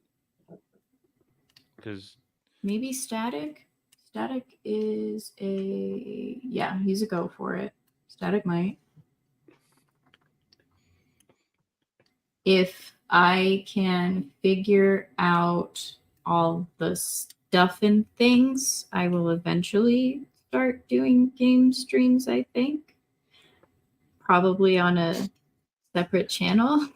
Yeah. Well, we're going to have to make, because with Dermy's going to be streaming it through his Discord setup that he does for Chatterday, right? I'm pretty sure he's going to do it like that. I'm not sure, but probably. I think so. We're all going to be doing it. So I think that's a good thing because if we're all last time Geeks Neighbors did it like a couple of weeks ago, actually, I didn't like it that they did it with a StreamYard type of thing where you could see everybody on the side. And in that sense, man, it means you have to have a poker face the entire time.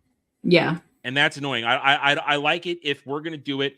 We see each other. Just our avatars, or in the case where I'm going to do it, I'm going to need Dermy to send me that Discord type link where you can link it and have the avatars from the room appear on your thing. I'm going to have me send his because I only have mine. I need him to send me his because if I'm doing on through Discord, it means I'm going to have everybody's thing up on there. That's because then it'll be perspective, and that's the way it should be. So we should only see our avatars, shouldn't see our faces, because I guarantee some of us have shit poker faces. I guarantee. Oh, I'm sure I do. I'm not even good at lying, so. and now, when it comes to voice, I mean, it'll be easier. Now, from my perspective, and then we have to remember we all have to deafen at the right time if we're all in Discord, undeafen for meetings, stuff like that. So it's going to be a blast. We're going to be. It's going to be a lot of yelling. I guarantee. Oaths of vengeance will be sworn that night and will be carried out into the future. Just because of what might happen there. Listen, right now I feel bad for both Dermy and Cloud. Yeah, I feel bad for him because Dermy's I'll be surprised if Dermy gets to play half the time. I really will, because I guarantee we're all going to blame him at least once. Each of us is going to blame him seriously at least once every match. One of us will decide randomly to be the first one to blame him, even if he's innocent. Now, one time we're probably going to be right, and he will be an imposter. It's going to happen. But rest of the time he's going to be the butt of it. And then when they're not beating up on Dermy, they're going to beat up on poor Cloud. That's the thing. They're going to, because Cloud is not going to be a good liar. He's not. Look at all these names. While you're doing that, so I found it. It should be right about here. Oh, Kel. He's gonna vote me out every time. I bet. So I think this is it. Voted them. Wait. Okay, wait. I went past it. Okay, back 1 second. All right. So this is me breaking Dre yesterday. Expanded universe. You don't care, because those are the people who carried the banner, who carried it for years when the so-called casual fan wasn't into it, kept it alive. We are not a small subset, a subset and a smaller subset of a subset. We are the core fan base. Wait for it. Yeah. And if you are good to us, if you respect us, and you respect us by first respecting the franchise, the IPs, and then not calling us all kinds of names and denigrating us. If you respect us, even if you deviate slightly, but do it with good intentions, we're pretty forgiving. And if you give us something good, we're your strongest cheerleaders, your biggest advocates. You want us on your side. But in reality, they don't, because we expect We're getting there. Quality. And these tool bags wouldn't know quality if it walked up and motorboated them. Watch him. You know, you're going to motorboat quality. Wait, what? You want to motorboat quality boobs? Like he thought he had it, and then he did the gesture, right? and then he realized. Give me a break, all right? I'm doing the best I can. I'm just one motorboat quality. You want a motorboat quality? Oh yes, without question, yes, 110%. I agree. I agree, 100%. But I've never ever in my life heard it described that way.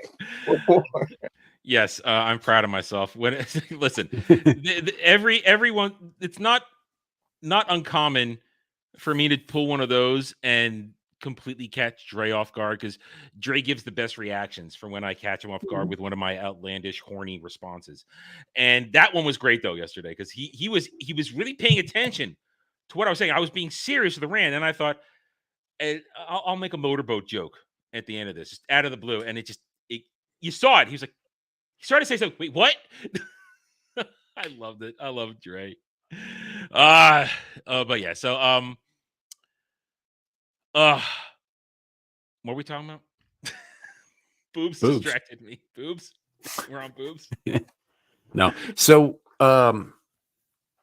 I grew up, Gal knows this. I grew up Mormon, and Mormons do this thing on Monday nights called Family Home Evening, where they just sit around, they turn all their phones off, they turn all the electronic distractions off, and they just spend time with each other.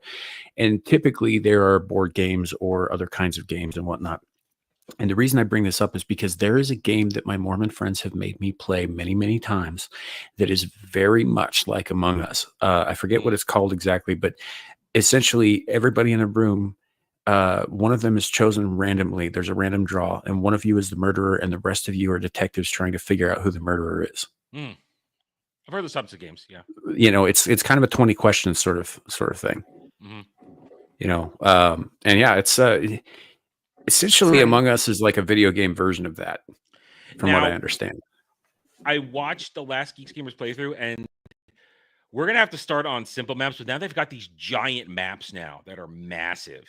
Really? And so for those of us who are the uninitiated, it's going to be rough. And fortunately, I've watched it enough. I know how the mini games work for the doing your task. I'm not a complete, I'm a player noob, but not a noob to how it works. But it's still going to be interesting. And you gotta figure out the buttons because I play with controller. See, I'm gonna mouse and keyboard it. Yeah, I'm gonna mouse and keyboard. I'm not putting in the controller. Stupid Demonologist played that for the first time. How did that go? Only friggin' keyboard, not controller compatible. I was very upset with Alf. You fake gamer. All right. That was a really good warm up because now it's time to torture Samuel. Damn it. I was hoping you forgot about that. Why would I forget about it? Don't you want to go over the 10 harsh realities of rewatching Star Trek The Next Generation Season 1 today? No. Why would I ever want to do that? Fucking screen rant. You know what kills me too? So my partner on Fridays, Lawrence Knight. So he likes to use Screen Rant as a source for some stuff too, even though he knows most of the time they're just full of shit. So he'll bring that up because he knows it gets under my skin. I've already scanned this, so I know what we're getting into. So number one, The Next Generation Season 1 is a disappointing start to the new era. No, it's not. What? It was hopeful. Although fans were unaware at the time, The Next Generation would lead to over a decade of new Star Trek shows set in the 24th century. No new live-action Star Trek had aired on television since the original series ended in 1969. If TNG Season 1 had aired today, the show likely would not have made it past one season. Because apparently it didn't have ratings. Ratings were different back then. They were different. These guys who write this shit have probably never heard the term Nielsen household before. Yep.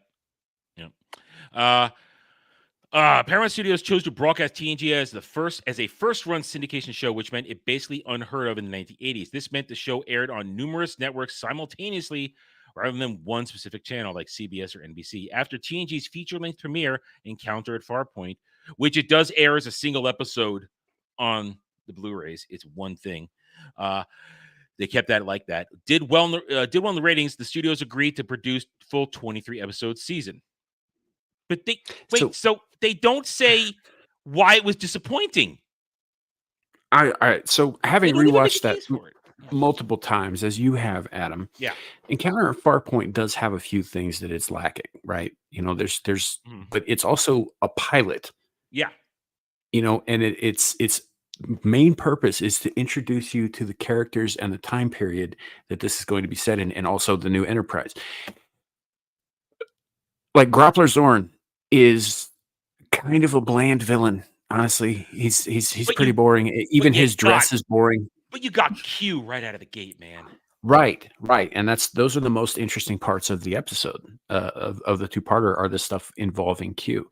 Most of the stuff involving Groppler or the space entities is kind of like, okay, it's happening. It's whatever. But it's an introduction to the series. Most pilots are not like, the best part of the television show that's ever going to happen. So I don't know what the fuck they're on about that. They don't even make a case for something it. To be scared. But they don't even make a case. It's retarded. Funny story though. The guy who plays Groppler Zorn also voiced Raziel in Legacy of Kain. Michael Bell. I didn't know that. Yeah, he's passed away, unfortunately. So, and for our point, you also there. Well, let's keep going because they get a couple things right in here. I am going to say that they get a couple things right. Then I know you'll agree with. But sometimes they make absurd statements, not understanding. And you know the only reason they did this because they're trying to tell you Acolyte should have gotten a second season. Star Trek wouldn't have got one, but Acolyte, whatever. Okay. I was just talking about the fucking first episode of season 1. There are better episodes. It does get better. Oh, yeah, it does. Early Star Trek TNG borrowed too much from the original series. How is that a bad thing? Of course it did. How is that a bad thing? That's like saying Kung Fu: The Legend Continues was bad because it fucking piggybacked on the success of the original Kung Fu when it is in fact a continuation. Yeah. That is it's a retarded take. Despite the fact that Gene Roddenberry wanted TNG to distinguish itself from TOS, TNG Season 1 borrowed several story ideas from TOS. Yeah, and those are they mentioned it, The Naked Now. That is one of the best early episodes because it pays homage. Mm-hmm. And it reminds you how cool. Yeah. They also mention the events of the original episode in the new episode. Every time they do this, they're like, oh, hey, there was this case back in the day, with this one planet or with the Enterprise or, so they aren't just stealing it right out. They're just saying like, oh shit, we encountered this strange thing a second time. They have the nerve to say between its derivative plot and cringeworthy moments, TNG's take on the story simply doesn't work. No, I'm sorry. The moments they have in there between the characters trying to control themselves are pivotal for the character growth. Data's sole sexual encounter is with Tasha, and that is an important point. It informs his character for the rest of fucking TNG. And showing how much restraint it's taking for Crusher and Picard not to bone right on his desk in that moment is huge because, again, that's framing their relationship going forward for the next 7 seasons. It's supposed to be cringeworthy. Yeah. Everybody on the ship got roofied. Did they not have an editor? Cringeworthy is not a word. It's Screen Rant, Gal. I know, but retarded. It's bothersome. These things, they always have spelling errors and shit in this. We can't. So that is not a reason why borrowing. And they actually go to Naked Now, which is a brilliant homage episode, considering the fact that it was last year, but we've recently gone over the TOS one, and then I watched it when I did my rewatch of TNG earlier this year. So that these are people who don't get it. One of Star Trek episodes. TNG season 1, one of Star Trek's worst episodes, TNG season 1, episode 4, Code of Honor, borrows many of the worst cliches from TOS, including cheesy fight to the death and questionable general. Oh God! All right, shut up. Shut up. Just shut up. Shut up. You don't. Your opinion is invalid. And this is also invalid when they talk about introducing the Ferengi.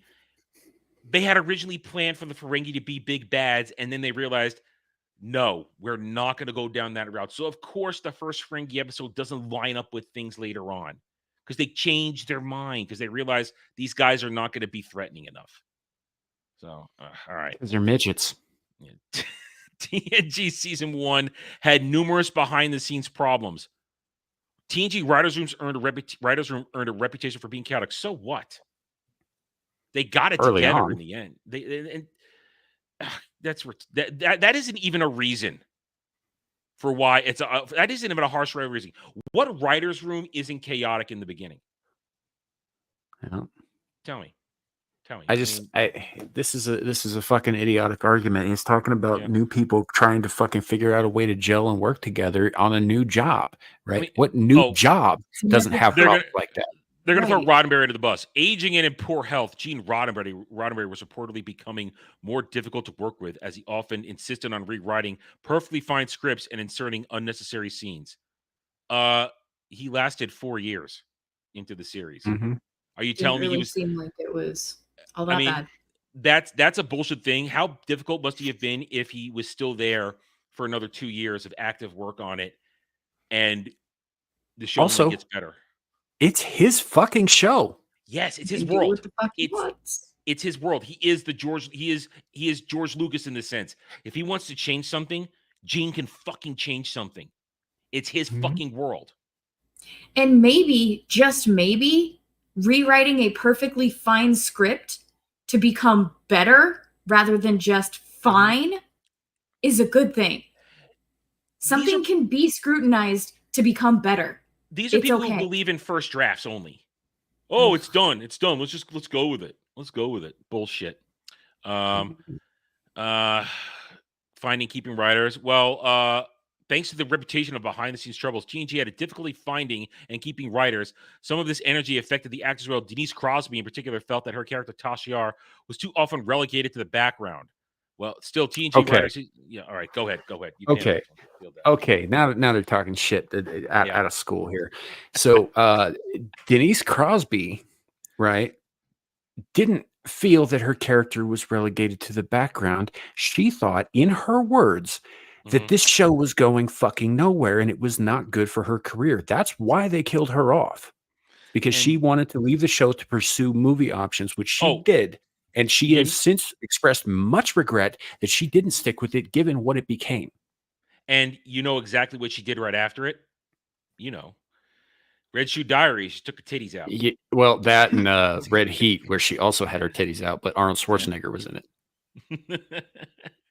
And Jim Belushi. And I don't even remember her in Red Heat, honestly. I don't remember her. It's mostly Russian. It's mostly Arnie's bad Russian accent. So and then she found a way to come back in later seasons. So that you just pointed out bullshit. She wanted to leave.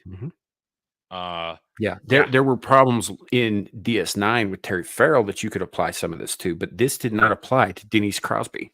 Yeah. And Terry Farrell left like 6 seasons in. And she did some stellar fucking work in those 6 seasons. Yeah. It's right there. You just caught the bullshit. Gene Roddenberry's no conflict rule limited TNG's writers. Stories are what does that even mean? What do you mean no conflict?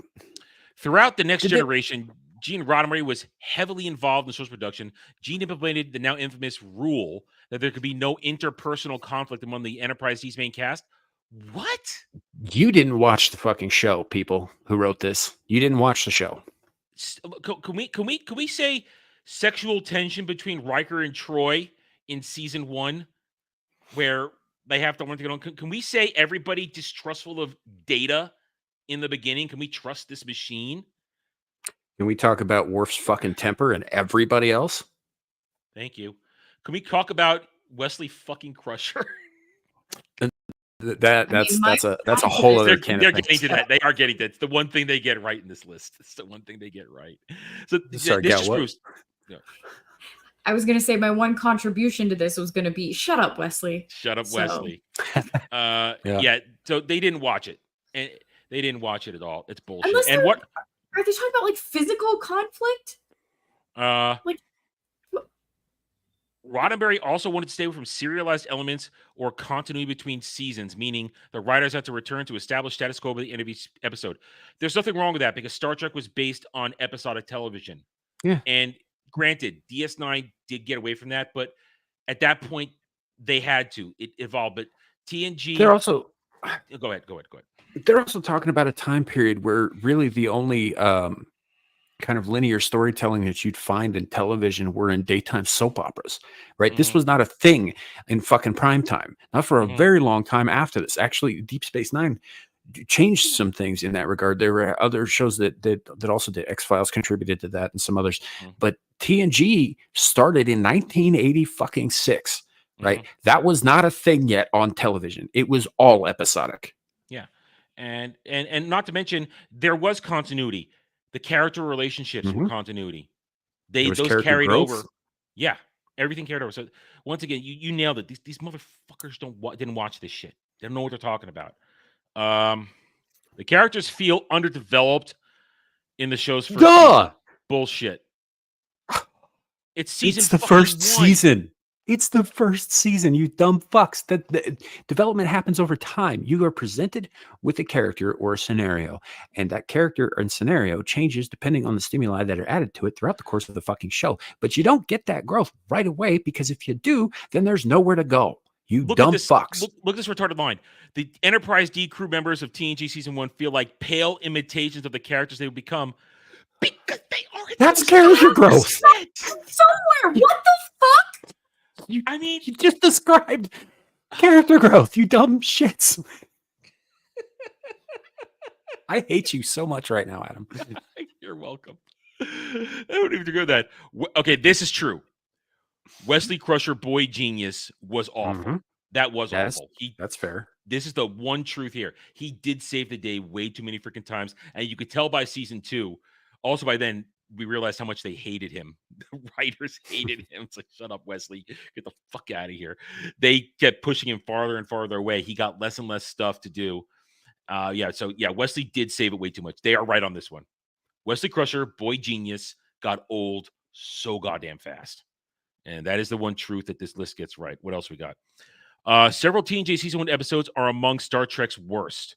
Code of Honor, Justice, and Angel 1 are particularly weak. I will agree with them on Angel 1. Angel 1 sucks. That's the women dominating, right? Yeah. Yeah, that's a dumb episode. That you're just doing that to give like Riker an excuse to bank some leader. That's just but no, that's beginning the legacy of the man whore. Legacy of the man whore. Hey, I actually remembered a title name and associated it with an episode. Good for me, because I'm terrible with remembering episode titles. I remember all the episodes, I just forget their titles. Justice is another episode often cited as So's worst. Not only does the episode present a flawed understanding of Star Trek's Prime Directive, but it also depicts another underdeveloped alien culture with ridiculous fashion sense. It's season fucking 1. Samuel, how many times have we commented how Stargate SG-1 season 1, the costuming design is god awful? But that's not a reason to be annoyed and say it's bad. No, I mean, like the big metal plates the Jaffa wear are clearly made out of fucking rubber, but that doesn't mean that I'm not capable of suspending my disbelief and enjoying the show regardless. Costuming and Star Trek, by the way, has always had ridiculous costuming. Let's if we're going to talk about shit that Star Trek's always had, ridiculous costumes, top of the fucking list. This is important. Setlick 3 Gaming. I worked for Gene during the first 4 seasons of TNG. Oh, cool. I worked at his Oscar parties at their home. Wesley was Gene as a child, and it hurt people rejected Wesley. Aww. That's sad. That's bad. I hope he understands that we hated Wesley. We didn't hate Gene. I know we didn't hate Gene. We just hated Will Wheaton as Wesley Crusher because it was obnoxious. That's cool. See that real on the ground stories. We love that. Thank you, Setlick. That's an awesome little story. Yeah. Though. Even very though cool that you got to meet him too. It's very cool. I still don't feel bad about hating Wesley though. I still don't feel bad. All respect, Gene. The Enterprise D had too many chief engineers in TNG season 1. Because he kept dying. Yeah, and also, casting. I mean, and a lot of them were different ranks. I mean, I don't. So whatever. You'd get different ones from different times, but like none of the chief engineers until Geordi got promoted were members of the main cast, which meant that they were fucking expendable, and so they expended them a lot. Yeah, right. And then Geordi's character growth, he was chief engineer in season 2, and he remained chief engineer because he won. I do love watching the promotion throughout the seasons. I always do love that, but they made him chief engineer. So this is that's petty right there. This is a petty attack. That's petty. You have to establish the seriousness of the situation, and if the events are happening on the ship and not on to an away team, I mean, engineering is a good place to fucking blow people up. Tasha death still hurts. That's good that it does. Point, because and the whole idea that it was a pointless death is important. Yeah, because that's real stakes. Yeah, she didn't die a hero. She didn't die saving anybody. She died. She was murdered for no reason. Because a massive entity was trying to feel something, and it did it on a whim. And it was stupid, and it was pointless, and it hurt like a motherfucker, and it drove home the point that you know, life comes and goes whether you like it to or not. You know, it drove home the point that life is fucking cheap sometimes, that you're going to run into things every once in a while that aren't going to give a shit about your fucking plot armor. And it gave the show stakes, real stakes, because she was main cast. And if that could happen to her, it could happen to fucking anybody. And they did that in season 1 to prove that fucking point. And it sets up a beautiful moment in yesterday's Enterprise when great episode. alternate timeline Tasha talks to Guinan, and Guinan says, "You died a pointless death." Mm-hmm. And then it gives her a reason to, you know, to find at least a purposeful death with the crew of the Enterprise C. Now, of course, she doesn't die. No, and that sets up a bunch of bullshit with the Romulans later. I know, yeah, but that's another discussion. So while the Enterprise team, while the Enterprise away team tries to save Troy, the crash shuttle Skin of Evil, a tar-like creature named Armus blocks her in their path. Armus quickly kills. Yes, that's what that says. I see Gal yawning, and there's pain on her face while she's yawning because she sees that. Quickly kills. The question still stands. Where is their editor? You know, their editor wrote this. Probably kills Tasha for its own amusement. Tasha was the first cast member to be killed off, and her death was a shock to fans. Yara lived on in the memories of her crew. Members of the character got more heroic enough in yesterday's fight. Yeah, well, fine, we know that. And it doesn't. And in her illegitimate half Romulan daughter Sela later, who becomes the queen of fucking the Romulan Empire. After that, it's a whole thing. Evil as shit too, I might add. Yeah, I did like it was in a Star Trek EU. I'll just say a historical EU book set after Nemesis, where God, what's her character's name? Shit, what's the daughter's name? Sela? I think so. Yeah, it's Sela. So, well, at one point, in order to try and hurt Picard, she kidnaps Crusher. And Picard goes off on this mission to get her. And the final ending scene where there's this firefight and everything gone. And you have the scene where Beverly beats the shit out of her.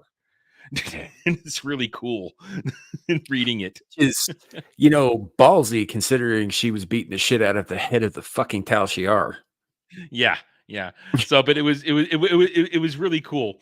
It was a good book. Of course, it's AU. It has no standing whatsoever. I just thought that was when I thought they were done making anything new Star Trek, and I was seeing if I could get into the Star Trek Expanded Universe books like I got into Star Wars, and I really wanted my Picard Crusher fix getting together. So I got that book. I read it in a day. I literally read it in a day. I was so excited to get my hands on that. This was actually true. The conspiracy plot never went anywhere. Yeah, with the parasite aliens. Yeah, so they set it up in an earlier episode, and then they kind of got to the point where after they killed the queen of the parasites or whatever that's inside what's his face, which was, by the way, a turning point for the show as well, because they showed some extremely bloody and graphic shit there that they never did again. Man. I love it. It is, but it was one of the things that the censors came down hard on them for fucking airing that. Yeah. That's why you don't see a whole, like, most of the blood that's in the series is either minimal or it's fucking pink or green for the rest of the time. So they fucking disintegrated a dude slowly. It was pretty gross. So anyway, it's Picard and Riker being badass. Yeah, it is. But the only thing that isn't tied up in that episode is that there are clues in the earlier part, and then at the end of the thing, they discovered that the signal went out to signify like these other invaders or whatever, and that the path that they had taken, they were just like, "Fuck, we don't know how many of them there are all over the place," and and they just kind of left it there. They did that, and then they immediately went to the Borg with the colonies disappearing. So yes, yeah. So they got 2 points right in this. Shut Up Wesley and this the conspiracy plot did go nowhere, and I would have liked to have that been tied up, but they just went. So they kind of do in Deep Space Nine during the Dominion War with where they substitute the Founders for these guys, because the Founders basically infiltrate the Federation and the Tal Shiar and Klingon space command or whatever. and all of the because there were changelings who were found in high positions in Starfleet on Earth during that time, and so they kind of I think that's part of where they got some of that from, was because they're like, hey, we didn't really do anything with this here, so let's do something with it here. And so all of that storyline, I think, was probably them trying to sort of pick up this idea and run with it. But otherwise, yeah, I would have been interested to see more of the fucking spiky gill little creepy crawlies. And that episode's just a vile episode with the maggots and the, it's good. Yeah. It was. They say it's a problem, but it was still a great pair of episodes. It was still good. Oh yeah, no, they were good. They just they left too much. This is true. They did leave too much open. They should have found a way to either tie it up, or they should have revisited it in later seasons. And but for the most part, Scream Rant here fails to make an argument completely, with either not understanding how it works, petty points, and 2 correct points makes not an argument if you're flushing out it for 10. So there you go. See, that wasn't that bad. Got a little out of that. I know you still hate me. Oh, I do. I know. It's okay. I'm used to it. All right. Well, we're just about 3 hours in, so we're gonna wrap it up. Thanks for actually making this a Mellow Mondays. I didn't have to shovel it aside as an ad lib natural 20. Samuel, what you got going on this week? So Friday we have the 100th episode of Abyssal Musings. So we're gonna have some fun with that. Larry's planning some fun stuff. We'll probably have a few guests on. So yeah, good times. That's the second show I've started on my channel that's reached 100 episodes. I'm pretty fucking proud of that. Because we just did 114 for Screaming Into the Void this last week. So yeah, pretty proud of that. Otherwise, yeah, you can find me on Beelzebub. Following that, Screaming Into the Void on my channel Saturday afternoon, where we might get into some things about possibly latex allergies leading to a decrease in condoms and a rise in abortion rates. I'm going to look into it and see if there's any connection. Okay. And then back here for Mellow Mondays. And you can also find me on Exiled Linus too whenever she goes live. So. And real quick, Setlick says the alien conspiracy was supposed to be long-range probes from the Borg. I don't agree. They're too organic. Well, maybe they hadn't worked out the Borg yet. Is the thing, maybe that was and they just abandoned it. And then the Outpost one. See, I always later on with knowledge, I realized when the Outpost was appearing that was so the Borg that with added knowledge. Well, they make that clear when they bring in Commander Shelby. Yeah, they confirm it later, but when you're watching in season 1, knowing where it's going, then you understand it. So we're getting a little bit inside look. So I guess it was supposed to be, and they just changed gears because they're probably still sussing out what the Borg were going to be at that point. Gal, what's your week look like? What's today? Monday. It's Monday. Mondays. Yeah. Wednesday, I have my Cook in the Book stream at 6 p.m. Mountain Time. And then Thursday comes after Wednesday. That is pregame on Static's channel. Oh my gosh, I'm tired. It is midnight, and not yet midnight, but yeah. And then Ballbusters and Beelzebub and Screaming Into the Void. Streaming. It's like all we do is fucking stream. Something like that. Yeah. All right. As for me, rest of the week, it's catch as catch can in terms of topics and this and that. I got nothing left to review for a few weeks here until we get some more Velma at the end of the month.